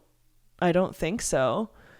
Or like, is that, I guess not that, but like, is that, I don't know. I'm just curious, like how much it matters what you believe saves you versus the things you've actually done to like be faithful. There's definitely major doctrinal differences. Like they believe that they can pray to Mary and Mary will then like, oops, sorry for hitting the mic. Mary will then, there's a word for it. I don't know. Intercede, maybe? Intercede, yeah. Something like that. Intercede for them and like go talk to Jesus. Yeah. But it's like, isn't the whole idea is that you could just talk to Jesus? Is that a doctrinal flaw in the Protestantism, or where do we get that from? That we can just speak to Jesus? Yeah. I mean, I think they pray to Jesus too, but they also ask the saints and Mary to pray for them. Yeah. And they're like, it's no different than having your like physical brother in Christ pray for you. I'm just having Peter do it or something. Well, what's different is that you asking them isn't actually getting to them. Right. I can go and ask my flesh and blood that's still here on earth to pray for me, and they can go vocalize to God, and that does something, right? Or at least it's something's happened, like God is hearing, where if I am praying to St. Peter the first or whatever, and I'm like, yo, bro, tell God to dap me up. It's like those words are going to nothing. Yeah. Like Peter may be up there, but he's not listening to me. Like, he doesn't care about me, dude. Yeah. You know, I don't. And probably Catholics would like find something in scripture that would say, no, they're listening and they will pray for you. And I don't know where that is, but they might have that, or it might just be like a tenet of Catholicism that they just are like, no, this is in our creed, so we believe it. I don't know. So it's like even their relationship with God then is inherently different than ours. Mm-hmm. But maybe that's not enough to lose salvation. Right, and that's what I'm wondering. Is like, it's like, where do you draw the line? If we're already evil without God anyway, it's like, as long as it's like literally if you believe by Christ alone, like then you're chilling. Yeah. Like that may be the only thing. So it doesn't matter your doctrine, I guess. It doesn't matter how much you tap into. Man, this kind of gets into the free will predestination thing, I think, for me. Which I've thought about a lot over the past while, and I have flip-flopped, honestly, between more Calvinistic or more Arminian. Or Armenian. Yeah, cool. I don't know where you fall on it. You mentioned free will earlier. I think right now, for me, I'm probably right in the middle. Yeah. And I maybe even 55 if 100% like is Calvinist maybe, because I think more of like because I think the Bible points towards both of free will and Calvinism of like you're gonna choose and God wants everybody while also God chooses us. Yeah. I think it uses language and different verses to explain kind of both, and it's like I don't think they inherently have to contradict in the sense that God chose me, but then I also chose him. And then that kind of knocks off, because I've always had the problem with, well, if it's all up to me, then can't I boast that I'm so much better than everybody else because I chose God? But if God chose me first, which is what led me to choosing him, even if it's like, even if God chose me, my experience of coming to Christ was still my decision. Even if he led me there. I don't believe my decision has like less meaning behind it if it was influenced, if that makes sense. It's like I know for a fact in that moment I was like, all right, like I made that decision, yet maybe it was still I was chosen first by God, if that makes sense. So then I still can't boast in that, because it's like only by God's grace did I ever even come to him in the first place. Right. You know? I don't know if that makes sense. Yeah. So I don't know what you think about that, but here's a thing with the whole free will thing that really got me tripping about it, because my father was Calvinist, and my family is very diverse when it comes to Armenian and Calvinist. His mom is very Armenian, and my uncle, he's like literally a Pentecostal pastor, so he's like up there speaking tongues and stuff, right?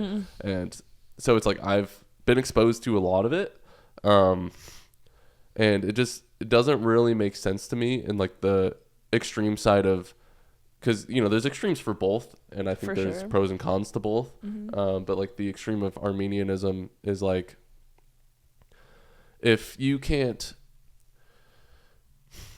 I guess I found this contradiction, or this thing that made me question it at least, which is basically, if I am fully wicked without God, why would I ever choose God without God? Does that make sense? Yeah. I would never, if it wasn't for his influence on my heart, I would always deny him. So it's like, okay, so now then, does he do that for everybody, and yet some people still don't choose him? Or does he do that to the ones that he chooses, in a sense? I don't know. I don't know if every answer or every question can be answered, but it's something I've kind of dabbled with in my mind now for quite a while, and it's just I've just kind of landed on it has to be both, in some capacity. I don't think it inherently contradicts, but yeah. I don't know. Do you have thoughts or no? Yeah, I mean, so it's funny because at Ambrose, like, free will versus predestination is like a famous discussion that we probably will have at least once a year. And like for our class specifically, it was like very divided because we had a lot of pastors' kids in our class, and a lot of them were Presbyterian pastors that were very Calvinist. And so, okay. But then there were a lot of people that were like, absolutely not. And so for me, I find my doctrine earlier than the debate. I love St. Augustine and his writing, Augustine of Hippo. He's just like a really cool dude. He has some really cool writing. City of God and Confessions were like two of the most transformative pieces of literature I've ever read. But St. Augustine, or Augustine for the Catholics out there, but Augustine talks about the order of causes, and he essentially is in the middle, and he says that you choosing God and God choosing you can be true at the same time, because God loves you so much, he's allowing you to choose, but he also is the one that's setting it in motion. And so he essentially says like, I'm probably butchering this too, honestly, because I read it in like, I don't know, sophomore year of high school, but it's like, God loves you so much and knows your heart, and he knows what you'll choose. And so he's set it in motion, but he's still allowing you the choice. Yeah. Because obviously we don't know. Like, I wasn't forced.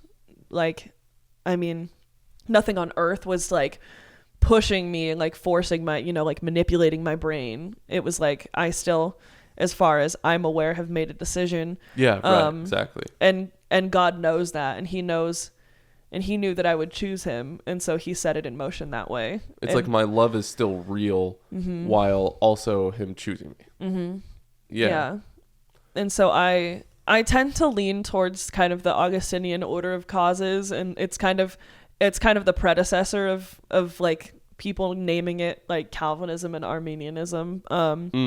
But I've just kind of settled there and decided that that's where I'll be until something else like contradicts me.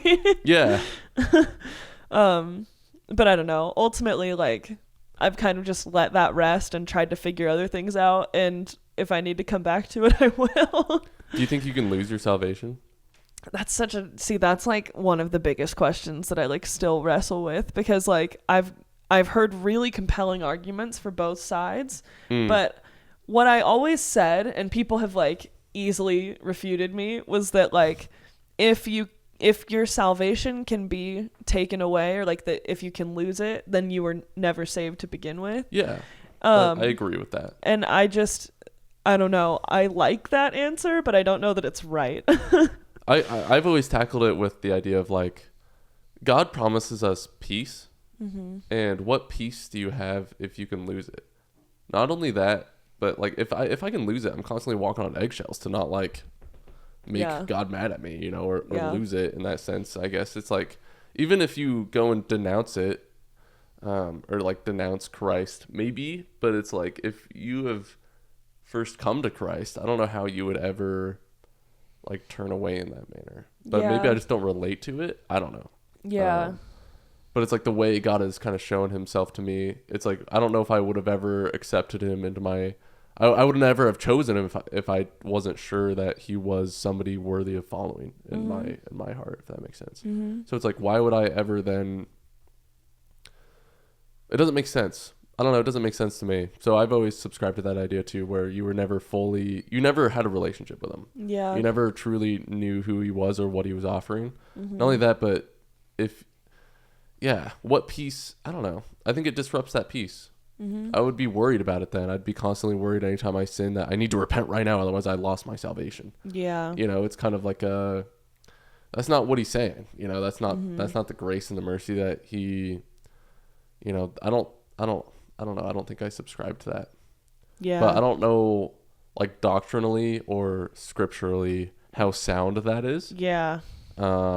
So I don't know. I'd probably have to take a little study session. Yeah, I definitely want to look into it because I've been asked that over the course of my life a lot of different times, and I've never had a great answer for it. Although something I thought of literally just now while we were sitting here was like the tenet that we're saved by grace through faith, and if you quote unquote lose your faith, like if you fall out of worshiping God, then obviously you wouldn't be saved.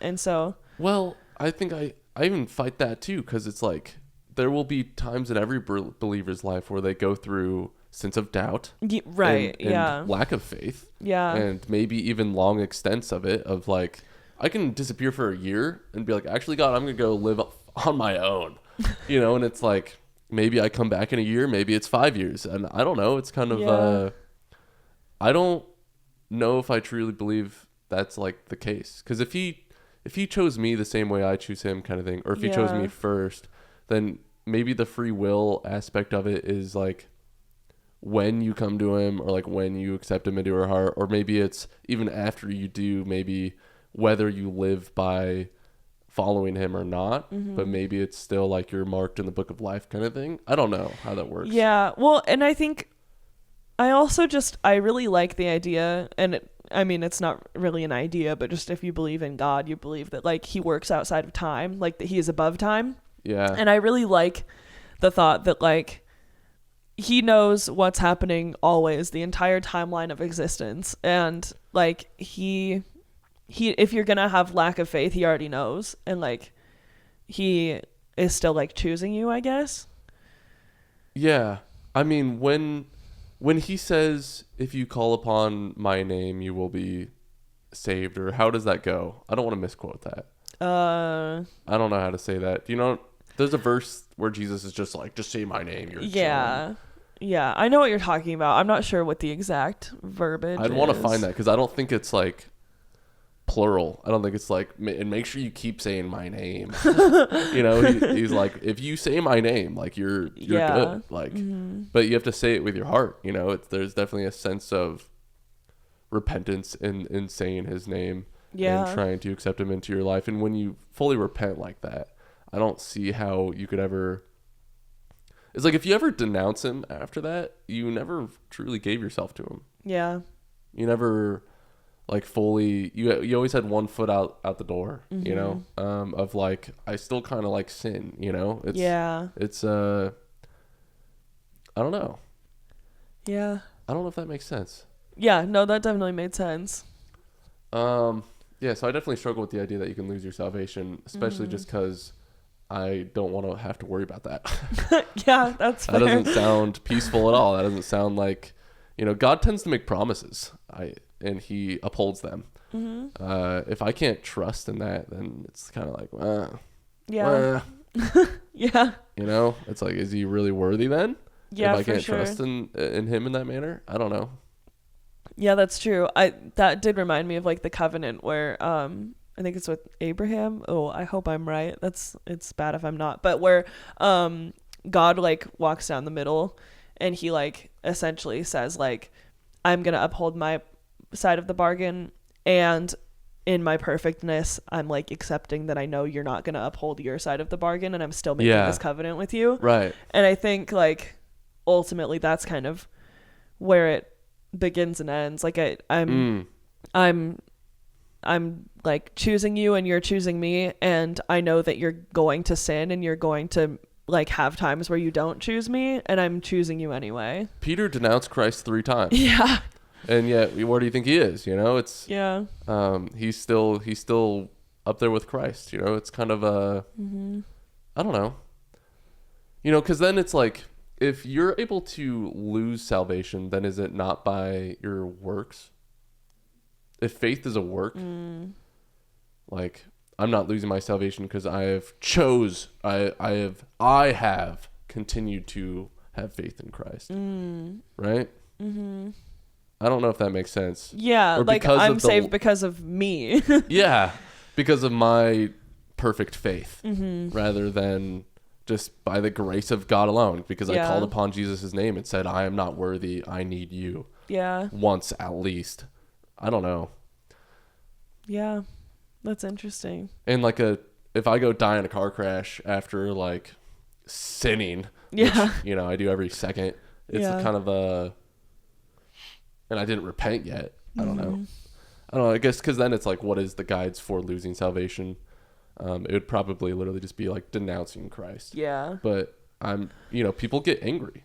If I'm angry at God and I'm like, frick you, and I run away for a few weeks, it's kind of like, if I die in that time frame, I don't think I'm damned. Yeah. Yeah. Yeah. Well, and like, I don't know. I feel like there's even like an earthly parallel. Like if I absolutely love my family and I respect them and I've like shown my love for them and I've told them I love them and it was true in my heart, and then I had a time when I was angry with them and then I die, I don't think my parents are going to say, she never loved me. Yeah. Yeah. It's like the prodigal son. The father, it doesn't matter when the son comes back. It's the son. Okay. So like growing up, cool, I love my dad. Okay, give me my inheritance. I'm out of here. So like I call upon his name. I get the opportunity to experience heaven here on earth, and then I dip out and just take it for granted. But by the time I die and come to his step, he's like, "Welcome home, son." It's like, I don't know. I'm like convincing myself more of my current belief, I guess, that you can't lose your salvation. Yeah. Because the prodigal son, it's like he can never lose his father's love. Right. So what can I do to lose his love? Yeah. What can I do? I'm already deserving of death. What can I do more? Right. What could I do more that would make him love me less? Yeah. That was a fire quote, by the way. I'm already deserving of death. What can I do more? That was good. Thank you. It's God talking, not me. Yeah. Yeah, it really is just, I don't know, like unfathomable how much God loves us. It's unfathomable that we can even talk to God. Yeah. God, in the sense of even a concept, is so extraordinary. The fact that I can just talk to him, it's like, oh, okay. Like, it's kind of scary sometimes. Yeah. I don't know if you really think about it. Like trying to think about it, it's so hard. Now thinking about talking to him in a way where he's like literally listening to you, it's like, yeah. It's like kind of nerve-wracking, actually. Yeah, that really is like, I don't know, like I almost wish I was less comfortable praying, because sometimes I just will think like, God who created the universe, help me pass this English test. And it's like, what even, like, how do I even get to, like, that's so ridiculous to be like, so funny. On the, he created the heavens and the earth and separated light from dark and also helped me write this essay. Like, he probably did though. He did, and he loves it, and he like is so there for it. But sometimes he's cheating a little bit because he just knows how to do it. But sometimes I just like, I don't know, like I see like the life group girls who are scared to pray, and sometimes I'm like, no, it's okay, you got this. And then in my own mind I'm like, it's so reasonable to like have qualms about praying, because like it is like addressing directly the God of the universe. Yeah. What I find is interesting is when I go through spurts of like being less in the word and less in prayer, it's like especially coming back into it, prayer is really interesting because I tend to have a feeling of resistance, where it's like it's hard to get myself to start talking again. If that makes sense. There's almost like it's not that I don't want to. It's like I miss it. I miss him. But there's something when it comes down to it of like, all right, I'm going to pray right now, that makes me go like, actually, I'm not going to. Interesting. I don't know what that is. If it's not spiritual warfare, then it's just, I don't know. Yeah. Because there's like I don't think it's fear of him necessarily. Yeah. Even though obviously a healthy reverence is good. But that's funny. Yeah. I don't know if the mics picked that up. There was a car alarm going off. I hope the mics picked that up. That was hilarious. It gained pitch too. Like, yeah, it was like I don't think I've ever heard a car make those sounds before. What was I talking about? Oh yeah, praying and how sometimes spiritual warfare. Yeah. Sometimes it just feels difficult to do it. I don't know why. I don't know. Yeah. I have nothing more to say about that other than I just don't know. I can't explain the feeling other than just resistance. It just, yeah, for some reason it's difficult when I get out of the practice of it. Yeah. I mean, isn't it Paul, I think, who says like, I don't do what I want to do, and I do what I don't want to do. Like the spirit is willing, but the flesh is weak. Like I crave a relationship with God, and yet I just can't bring myself to do it perfectly because I'm human. Yeah. And like, I definitely experienced that, where it's like, all I want to do is like learn more about the Word of God. And yet when I actually like go to physically open the Bible, it's like, man, this is hard. Yeah, for sure. What do they teach you in Bible school about demons? About demons? Yeah. I mean, I feel like we didn't address like spiritual warfare as much as I wish we did. Like I feel like I mean, we read like Paradise Lost, which is all about demons. Like literally the whole like book is like D&D demon plot, where it's just like they're all saying stuff. But I definitely like think that I need to learn more, because like I wish that I could have seen and retained every single one of my classmates' theses, like the theological ones, because a lot of them were really good topics. Like I know someone did the topic of like, can Satan read your mind, or like, does Satan know your thoughts? And that was like a super interesting topic to me, but I probably chose some like, I don't know, some friend who did something that was semi-interesting because it was my friend. Yeah.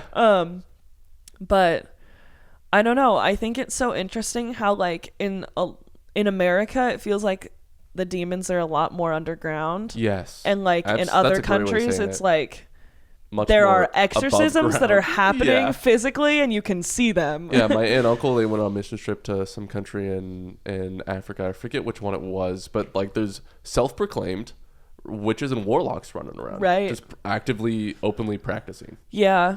Satanism. Like literally. Yeah. And like they're aware of it. They're like, our god Satan. Like, yeah, like it's they crazy. name him.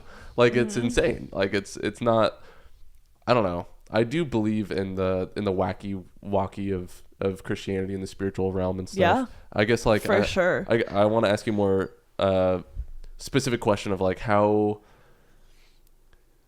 much do they influence our lives? Yeah, that's a great question. And I honestly, like, I wish that I don't know, like, I feel like there's such a spiritual gift of discernment in that. Like, I really think that, like, some people are like, I see demons at work in this space. Yes, yeah. And, like, well, I shouldn't say I wish I had it. I mean, maybe I do, because I wish that I had all the spiritual gifts, you know? Like, the Holy Spirit was, like, really active through me, but also, like, that's terrifying, I think. And you have to have such, like, strength in God to be able to see that and like like work against it, or have like, you know, ask God to work against it through you.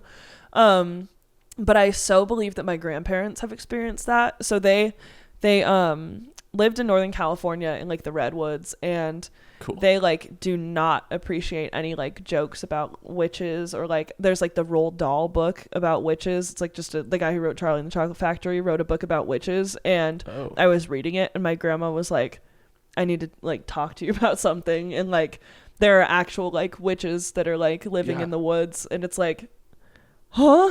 Yeah. Like that's crazy. Grave rob and everything. Practicing like genuine, like you said, Satanism.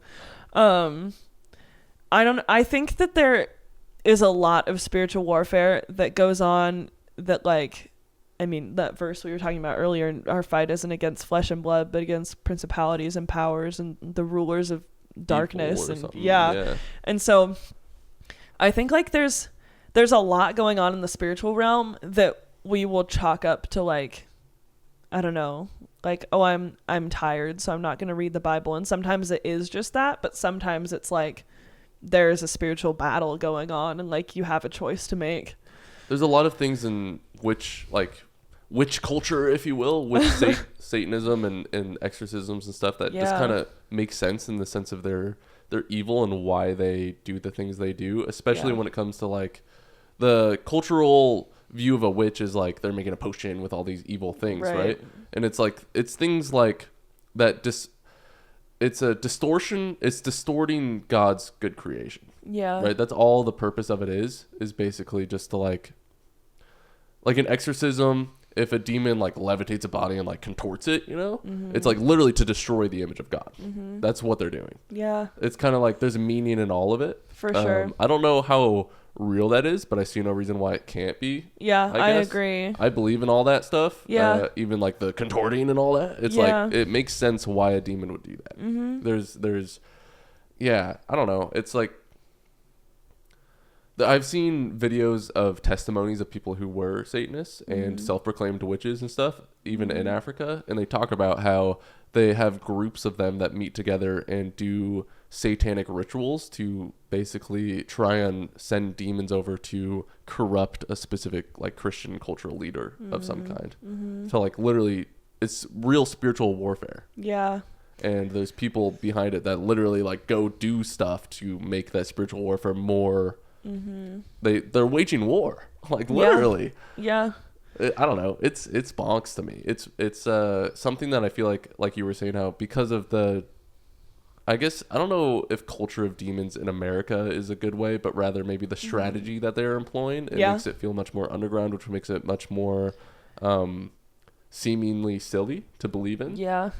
You know, you don't believe in the supernatural because you've never seen it before. Right. Or you've never had an experience. Even though many people in America still have, it's just not talked about, nor is it, you get labeled as crazy if you do talk about it. Right. So it's kind of, where it's just kind of more accepted around the rest of the world. Yeah. Yeah, it's kind of an interesting strategy. I wonder why they did that in America, not anywhere else. Yeah. I'm sure there's some purpose behind it. Yeah, because they're not dumb, even though they're dumb in the greatest sense of, like, not choosing to worship the God that is worthy of it. Right. You know, other than that, they're pretty smart. Yeah.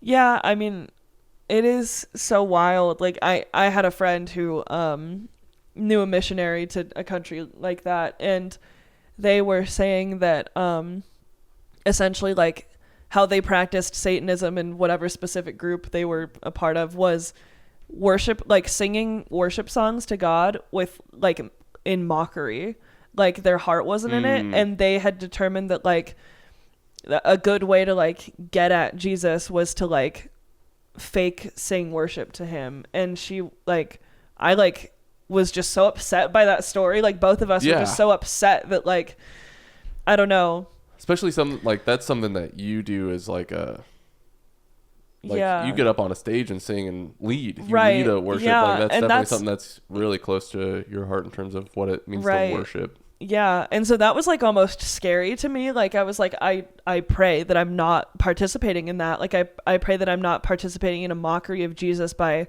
singing worship when I don't mean it. And so, like, that's so convicting. You know, there are times, there's days where I'm just, like, reading words on a screen rather than there's times where I'm not singing to Jesus. Yeah. I'm just singing. Yeah. Well, and I do that too. Like, that bugs me.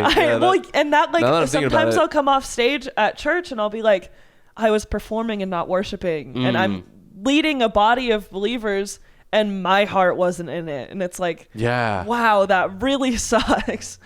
And I think, I don't know, I think that almost falls in the same camp of, like, the scripture that says, like, teachers have to be, like, they must be very, like, responsible, and, like, they have a greater burden because they're educating. Yeah. And it's, like, the same thing, like, when I'm worshiping or when I'm setting an example for others, like, there is like a greater responsibility. And I like every time I lead worship at Chi Alpha, or like I'm literally singing it real life tomorrow, like that's like something that I try to be conscious of because it's a real thing. Crazy. Yeah. Man, that's so cool in like the most awful way. I guess it just shows the importance of it all. Yeah. There is weight behind everything. There really is. Mm-hmm. Oh, it's so cool. I guess that's just like another layer of like lukewarm Christianity being such a dangerous concept because like the going through the motions, like people can literally like, I don't know, like practice Satanism doing the same thing. I don't know. And it all just, I think the salvation is such an important, like, and like having God's grace and mercy is like such an important like aspect of our faith. It's all of it. Yeah. Yeah. Without it, then what are we worshiping? Yeah. True. Yeah. Absolutely. I've always loved the line that Paul is like, if the crucifixion didn't happen, we are the biggest fools in the world. Yep. Like we're so screwed because our sins have not been paid for. Yep. We are damned. Yep. Like we're screwed. Yeah. Kind of rad. I don't know. Yeah. Satanism's really interesting. I don't know how somebody can believe in Satan and not be like, oh yeah, Jesus. All right. Let's get on board. The devil knows that God is God and he still is the devil. That's one of my perspectives back when I was leaning more towards Armenian. Like if I said it was like a spectrum, you know, like with 50-50 kind of thing. For sure. 100% would be like on that side of it would be Calvinism, like 0 more towards that way would be Armenian. Not saying like the percentage doesn't matter. Right. It's just a scale. It's just a scale. Yeah.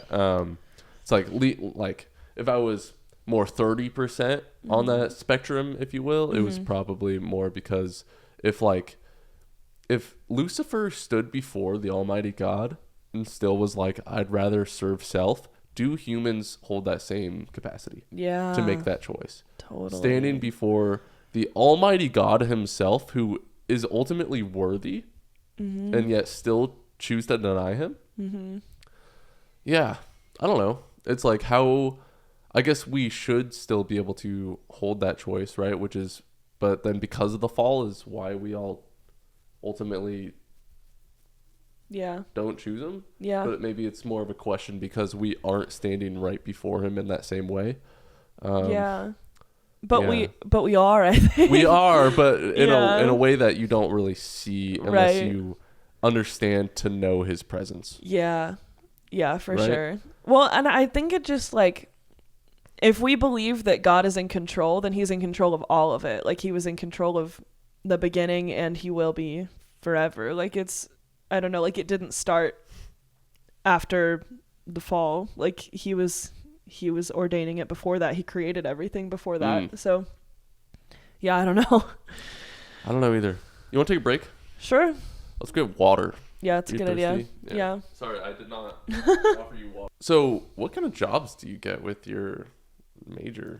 Is there jobs? Yeah. So I'm going to graduate with my major in English and then minors in professional writing and journalism and a certificate in technical writing. Okay, yeah. So I'm like running the gamut of things that aren't creative writing but are still English department. Except journalism is actually journalism and mass media. But anyway, it's all essentially just writing. So if God wants to work it out that I'll pursue music, then I will, and I'll drop everything else. Do you play instruments?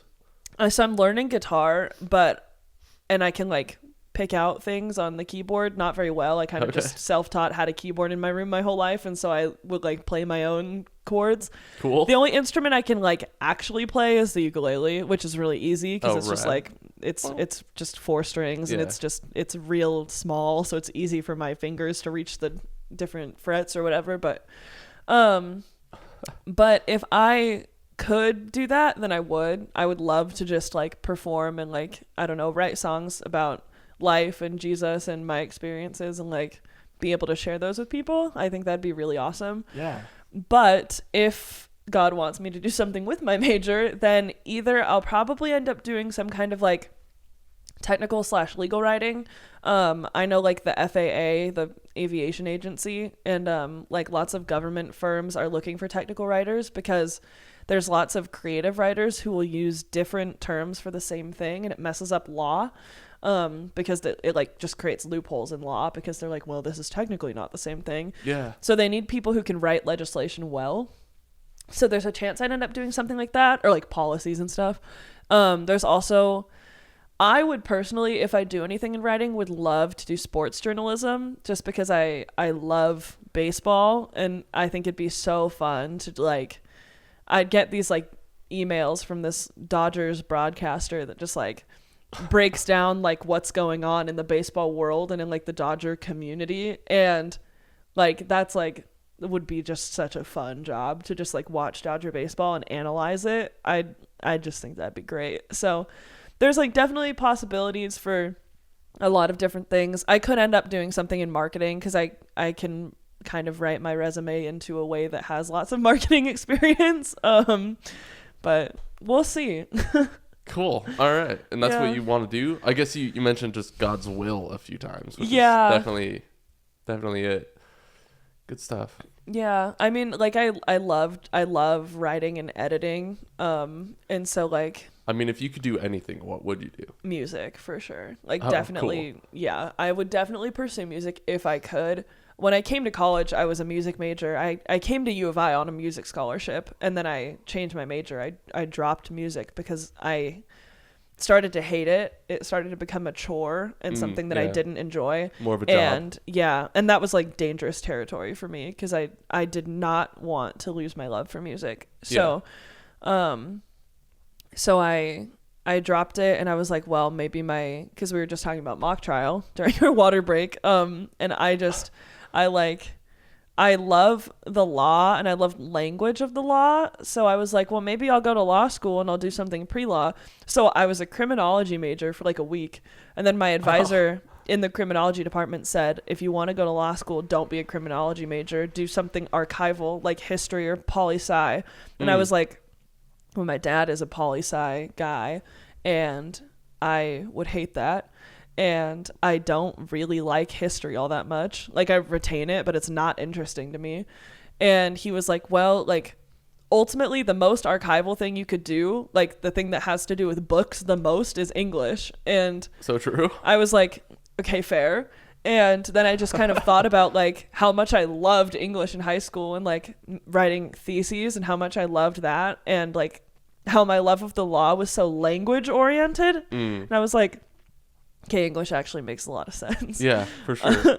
And I'm so happy in my classes. Like I definitely, I almost lost my academic scholarship because my grades suffered so bad for the first 2 years of college. And now like this semester I have like straight A's, because I just like am loving it so much, and I'm finally in classes that I enjoy. Yeah, no more general studies. Yeah. No more math for an English major kind of Yeah, thing. exactly. I'm in a couple sciences that I had to just like kind of get out of the way, but other than that, it's all English and journalism, and I'm like Nice. so happy. Good stuff. Yeah. Yeah. That's kind of always been my bone to pick for school is, like, do you know who Charlie Kirk is?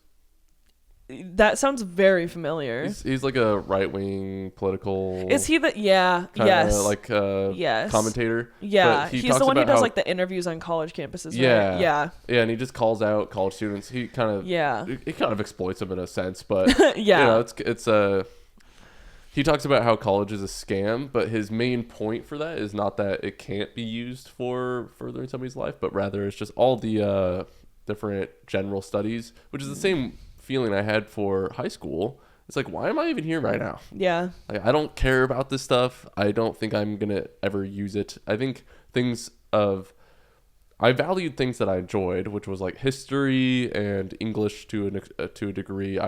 It just kind of came easier to me than math and science.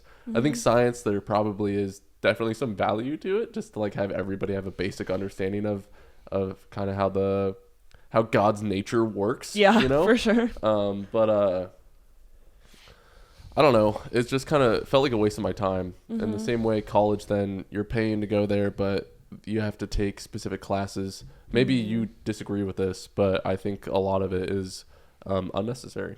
Yeah. I think it's unnecessary. It's not, what you're wanting to further your life into anyways. It's kind of just it's like, my time here is valuable. God put me on this earth for a certain amount of hours for a reason, and how I spend those hours even already knowing that I won't spend most of them, you know, in the way that would probably glorify God. You know, it's just to spend even more of those hours in a classroom that is teaching me something that I don't want to learn. It just something that's probably the reason why I don't think I'll ever go back to college or school. That environment, at least the current way that it's set up, I just kind of despise it. Yeah. Interesting. I definitely think part of it depends on what you want to do, because like the people that are like doing architecture and engineering, like absolutely go to college. Like if that's what you feel called to do, like I'd be afraid if you weren't. But college as an institution is needed. It's just the way that it's kind of going on. Yeah, I definitely see where you're coming from. I think it just depends. Like I think it's so like conditional. Like for me, I love school, and like I knew that I wanted to go to college because I love learning so much, and I'm okay with learning the things that don't apply to my major at all. Like I'm in a national parks class, and this week was like dinosaur week. Like sure, I'll learn about dinosaurs. Like that's great. Yeah. And like I don't know, I've tried to like maximize my experience, but also like trying to get good grades, and I like have not succeeded in both of those areas. So I don't know. I just think it really depends. And I also like am such a relational person that for me it was like another place to like make friends and cool. And like obviously so you still find value in it. Yeah, it doesn't and feel like you've a done waste that then. without college. Like you've built relationships without being in class. Without being in class, yeah. But before I was on a college campus, I had no friends. It was kind of an issue for 2 years there. Yeah, I was a lonely 2 years, lonely 2 long years. Yeah. Oof. Like I was not. I have found myself to be more extroverted now. Back in high school, somebody called me popular amongst the Chi Alpha people. It was Cohen, and when he said that, I cringed. I went, oh, I don't like that. Like that makes me uncomfortable. Like because growing up, I never liked the popular kids, if that makes sense. So to be like called that, I was like, oh, interesting. That's not good. Like I'm doing something wrong then. You know, it's kind of it just goes against my nature to be as outgoing as I have been. Yeah, interesting. But I think that 2 years of loneliness, I came into Chi Alpha with more of a mentality of I'm going to stay and I'm gonna make this my community rather than hoping that it happens. I made it happen kind of thing. So I think I've just gotten more extroverted with that mentality, if that makes sense. So like, but like back in high school though, it's like I had my friends and I didn't want to talk to anybody else. You know, it's like I just was more introverted. I don't know how to explain that shift in my social norm, nature, whatever it be, other than just like experiencing 2 years of loneliness. Yeah, that's fair. I mean, I definitely think that'll like, I don't know, any life shift will shift things about you too, just based on what you're surrounded by. I think for me, like, I don't know, one of the most like heartbreaking social situations I was in lately was like, I'm in this class, it's like this journalism newsroom class, and one of the girls from Chi Alpha, who I don't know very well, is in it. And we, like the first day did these intro things where like we just kind of named, like listed off some facts or whatever. And then like one of the next classes we had to do an interview and write like a little story about one of the, just like the person sitting next to you. And we were sitting next to each other, and I was like, oh great, like I know like 2 things about her. And when it came time to interview me, every question she asked me, she could answer about me. Like she remembered, she like retained everything, or she was very close. And I like knew nothing about her. And I was like, wow, I feel awful. Like it was like gut wrenching. I was like, wow, like she knows so much about me and clearly has like, I don't know, taken like time and energy to like understand me and like things about me, and I haven't done the same back, and it was just like terrible. And so that was like, I don't know, like kind of convicting as like someone who is in front of people all the time, and like I don't know, like people know who I am just because there are exceptions, because some people are like you sing? I don't know. And it's like, Really? Yeah, I've had that interaction. Carson.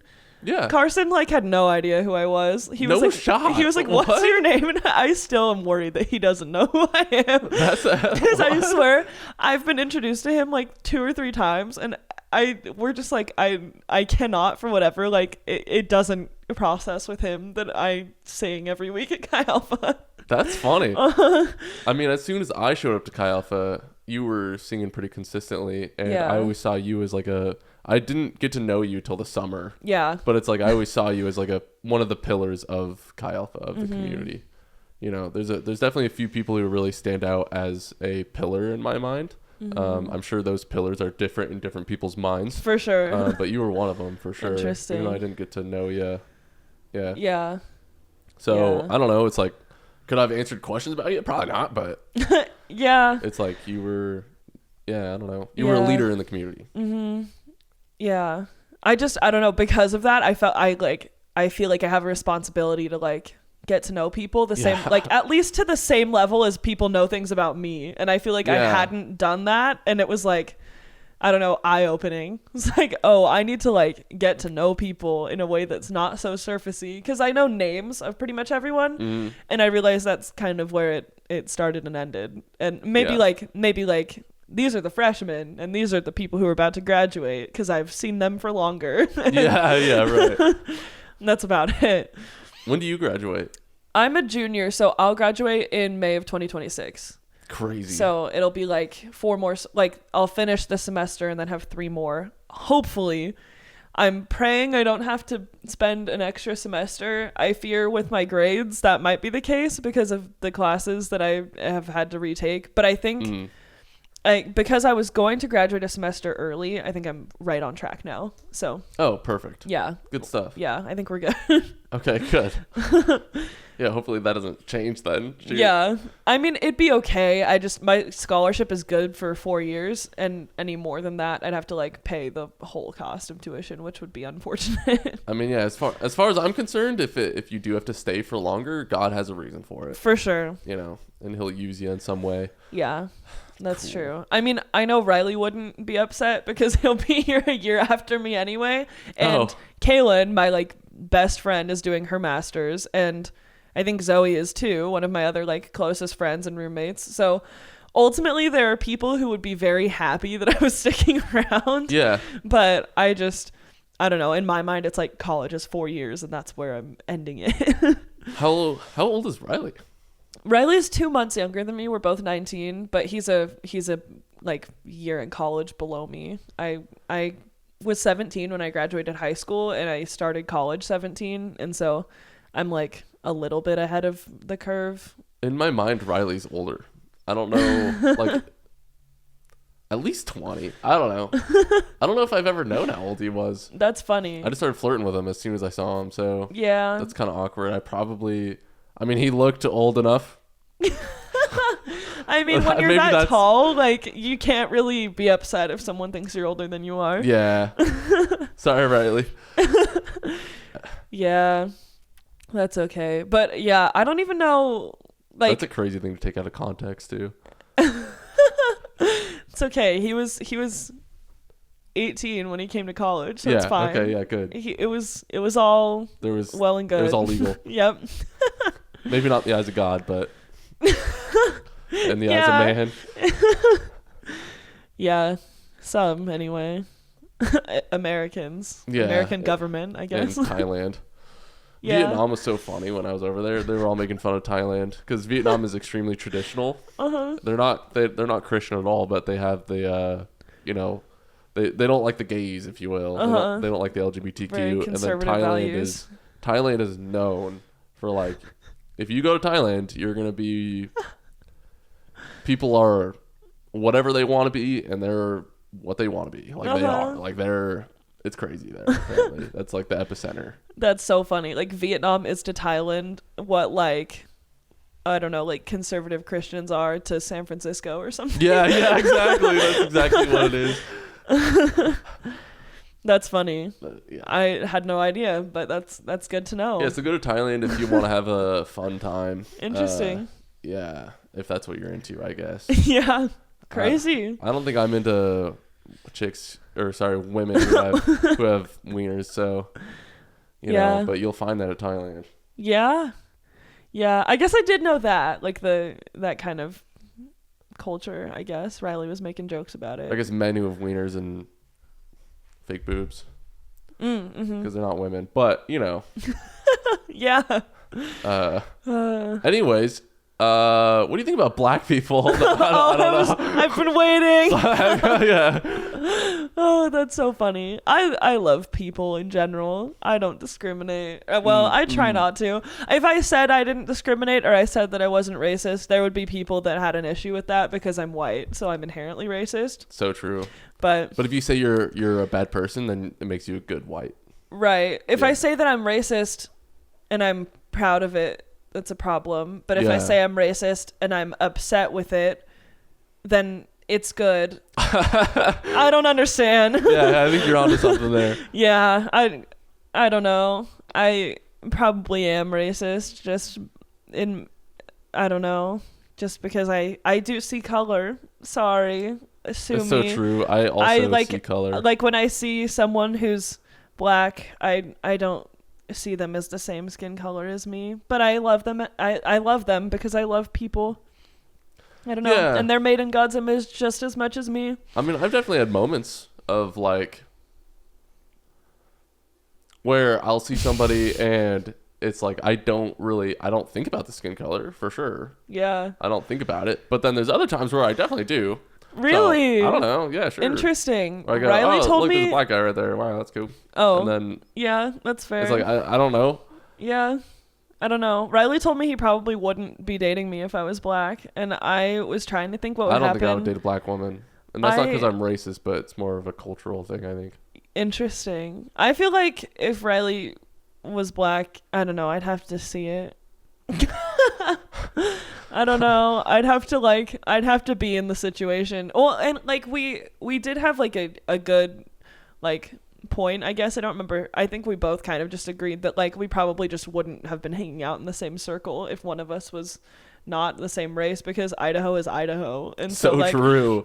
like it's a scary place to be black in general because like there's lots of people who are not okay with that. Also true. And so I don't know, like we probably just wouldn't have been hanging out anyway. So I don't know what's gonna happen after college either. Is there any black people in Chi Alpha? Yes. Who am I missing right now? Because there's a lot of international students. There's so many, and there's like plenty of other races. Who? I thought you said plenty of racists, and I was like, well, that might be true, but that's a crazy statement to make. I don't think that's true. I hope that's not true. Not any real racists. Yeah. Who's black? Well, Bobo used to come to Chi Alpha, and he has come back once, but Bobo's black. Yeah, I had. We love Bobo. He's so cool. He just like is so. He's so like, I don't know, because Cade interacts with Bobo a lot, and Cade is like very Cade. And then when Cade is around Bobo, he's like so like smiley and like almost like giddy. I don't even know how to describe it. Like he just loves Bobo. And I feel like I don't know Bobo like at all. Like I maybe have spoken one word. I don't think I've ever met Bobo. Interesting. I just feel like people, like he draws people out in like just a very casual way, which is very cool. But I also like that's purely observation. I have no like interaction myself to back that up. I don't think he came to Wednesday night, but last year in my life group, we had an international student from Africa named Ade, and he was super cool. Especially awesome. At the end there, we did like a little affirmations at the end, you know, where we went around like, you're really cool because this and that. And we did that too. Yeah, and just hearing what Ade had to say about the group, it just kind of like, I don't know, it was super cool. That's as an international student, you know, wanting to feel welcomed, it was super cool. So I'm not racist, but you know, when somebody's black, I will be like, that person's black, probably in my mind. I'm like, oh yeah, all right. Yeah, but it doesn't really go much farther than that. I don't know. It's like, is seeing color inherently racist? No, I don't think so. No. I think it's so hard to not in Idaho anyway, because They're Idaho pretty is rare. white. Yeah. Yeah, it's Idaho. Yeah. It's literally in my high school. There was maybe 3 black kids, maybe. Yeah. Maybe. Yeah. Like, you know, I don't know, Mexicans. I don't like when I see a Mexican. I don't usually think like they're Mexican, but I do see them all the time. So there's a lot of Mexicans. Yeah. I don't know. It's really interesting. I feel like I never think about it anymore. Like when I was a freshman, I was like, wow, it's so cool that there's like a Nepali student. And now I like don't even, because there are so many kids from Nepal at U of I that like it doesn't even register anymore. Like it used to be like, wow, I think it's crazy that there are people who came to Idaho from Nepal. And now I'm like, yeah. It probably is just like is it normal? Yeah. Because like seeing a black man in Idaho, it's not normal. It's not normal. It just simply is not normal. Yeah. Like it's not racist regular. thing. I No. mean, maybe it's a racist thing in the sense of like our history and why there aren't black people here. Right. But like me being like not necessarily off put, but like, oh, that's a black man. Like I don't know. Maybe it's not racism, more of just like I don't see them. Yeah. Yeah, for sure. I don't know. Yeah, that's kind of a weird thought. That's kind of cool. Yeah, that is interesting. I know. I feel like. But I also don't see that as a problem. Like Yeah. if like we aren't diverse here, I don't see that as like a negative thing that we need to Yeah, fix. I think like you that know? whole like DEI thing, like being like forcing diversity on spaces just is inherently so weird, because that like just further is like I think it's seeing racist. and enforcing race. Yeah, I think that's literally racist. Yeah, Because now all of a sudden you're treating people differently based off their race. exactly. Like that's literally what it is. Yeah, Or giving certain people an easier leg up because of their skin color. You know, it's kind of like I don't know. Like it kind of feels like it's working against the thing that it's trying to destroy. So yeah. Yeah, It's really just interesting.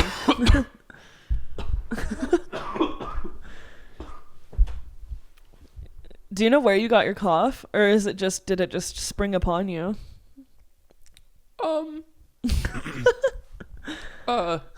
Well, about like 3 weekends ago, I was up at my mom's, and my sister and her husband was there, my brother-in-law, and he was coughing a little bit, but I feel like I started to cough before I left there.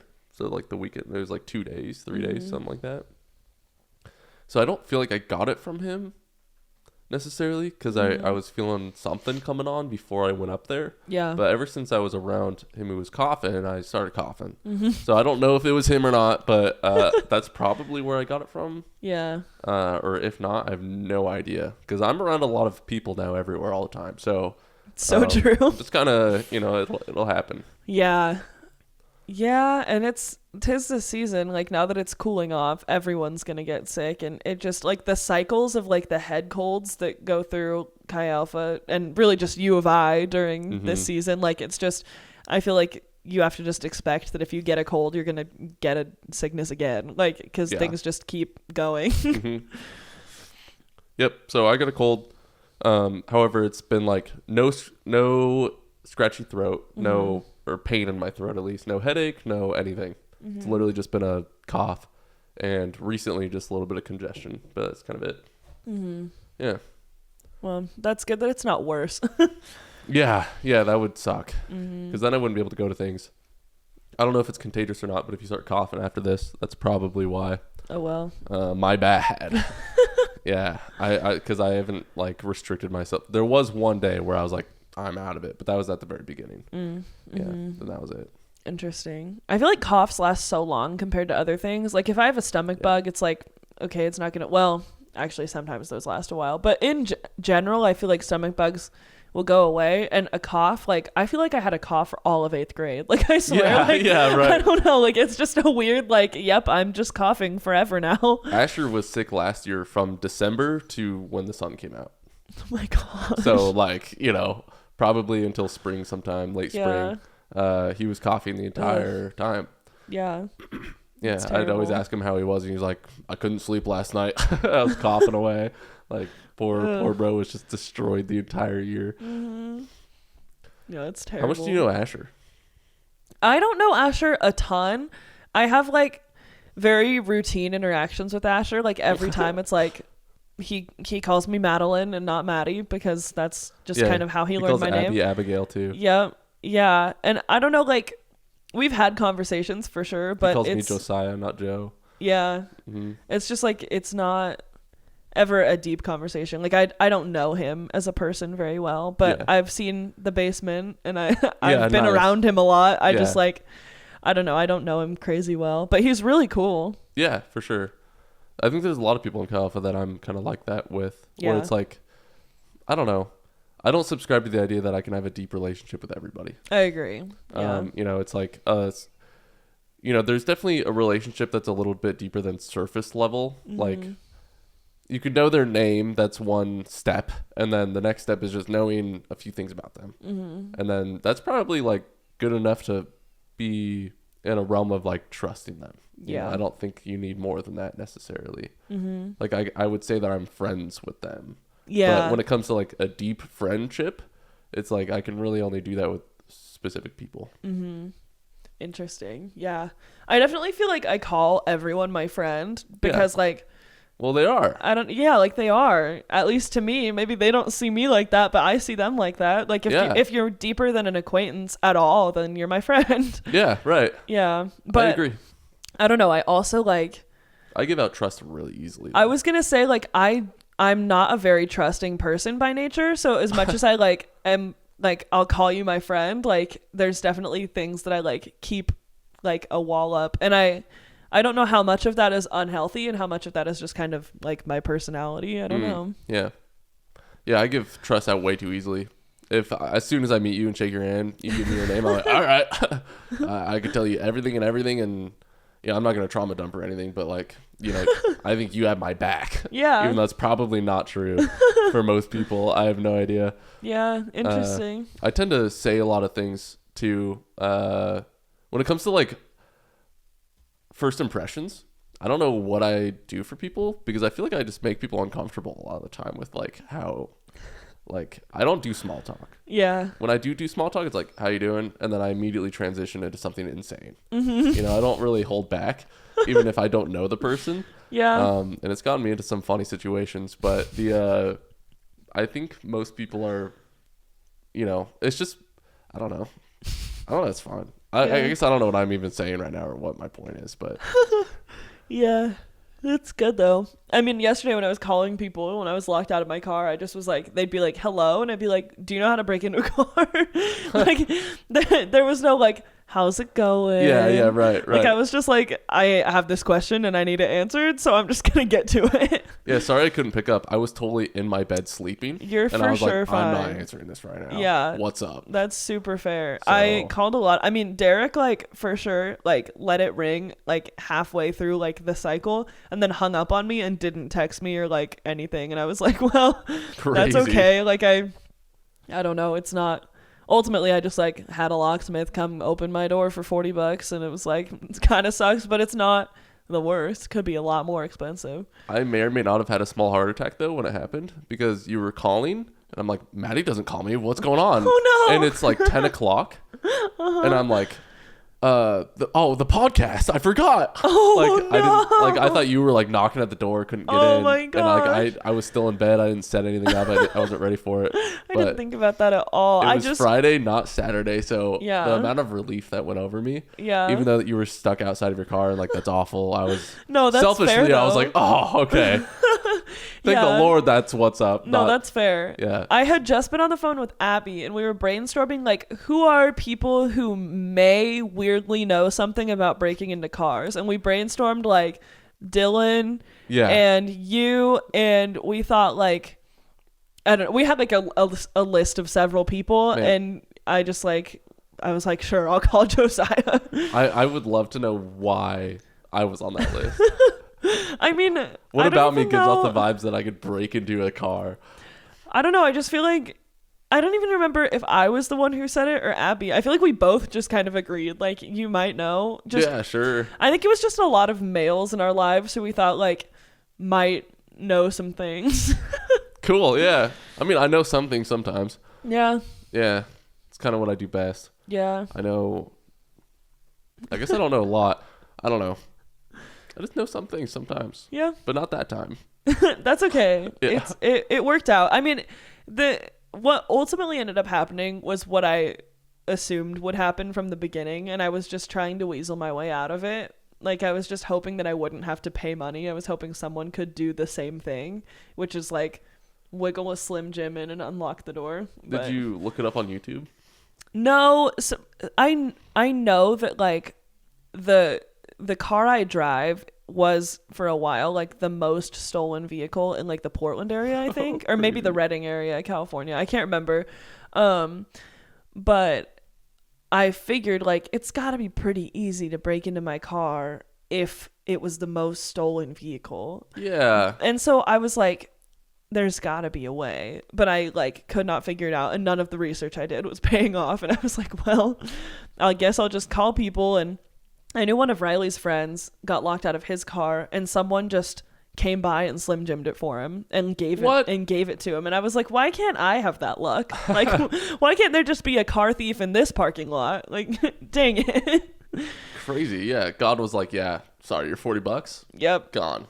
Gotta be paying. Yeah. You're paying for this guy's meal. Actually. Yeah. Well, and I had like had a terrible day already because I had gone to the doctor, and I'm on antibiotics now. And so I had just come from the doctor, and I was on the phone with my dad telling him like, here's what's up. Like, this is what the doctor said. Yeah. And then I get to the Walmart parking lot to pick up my antibiotics, and that's where I got locked out. No, and so not at Walmart. it was just like, dang, I'm stuck in the Walmart parking lot. I didn't even get my antibiotics because I walked in and realized that my keys were gone. So then I walked out, like, because I was like, that takes priority. I got to find my house key and my car key.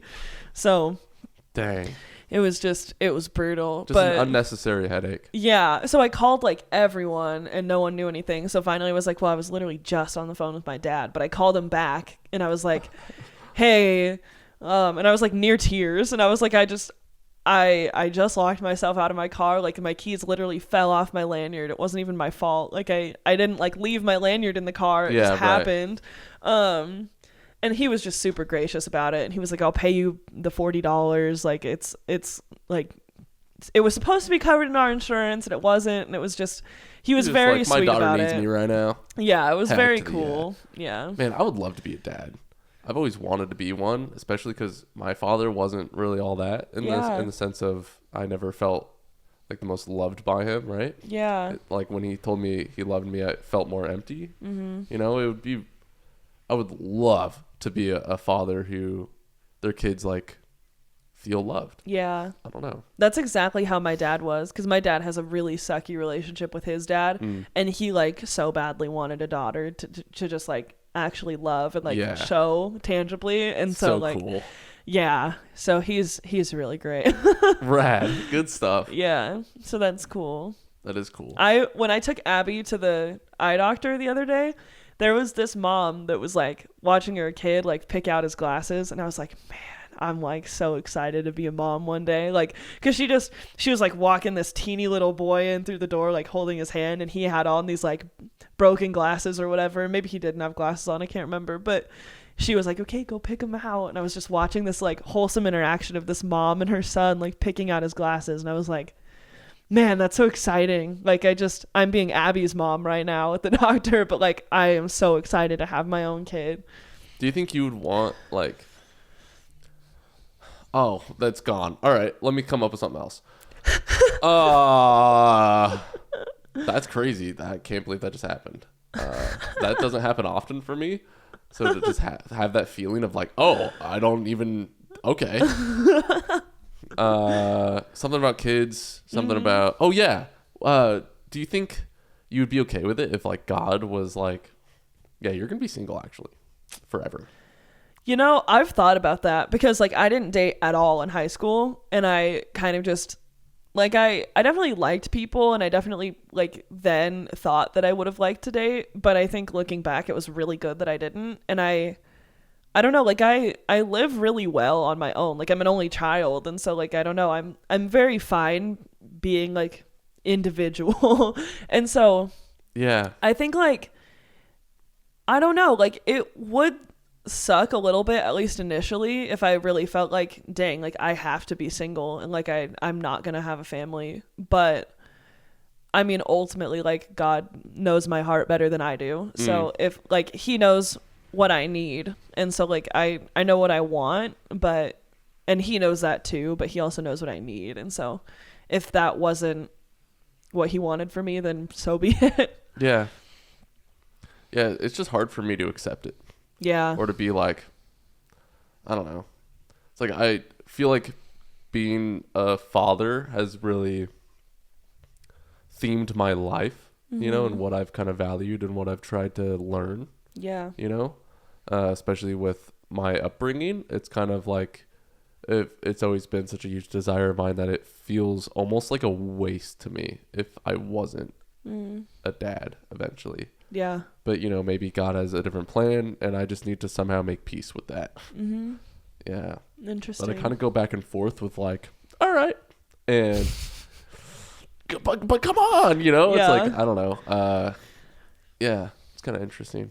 Yeah, that makes sense. I definitely like, because like pursuing either music or journalism could both require lots of traveling. And so like that was big, like this summer weighing on my mind when I was doing long distance with Riley. I was like, man, like, is this healthy? Like, is me in my future, like knowing that I'm probably going to end up traveling and he's going to like stay and farm? Like, is that something that I should try to make work? Or is that like God's way of saying like, this isn't for you?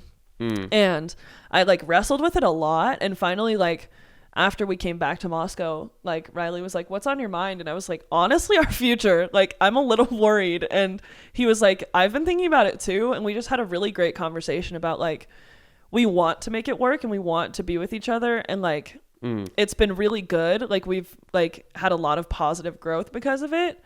But if God like makes it clear that it's not meant to be, then it won't be. And that's okay. And it like, I don't know, there's definitely like certainty in that uncertainty, like that it is how it is now. And we're going to try to have the like most godly and healthy relationship. But if that's not how it's supposed to be, then it's just not going to be.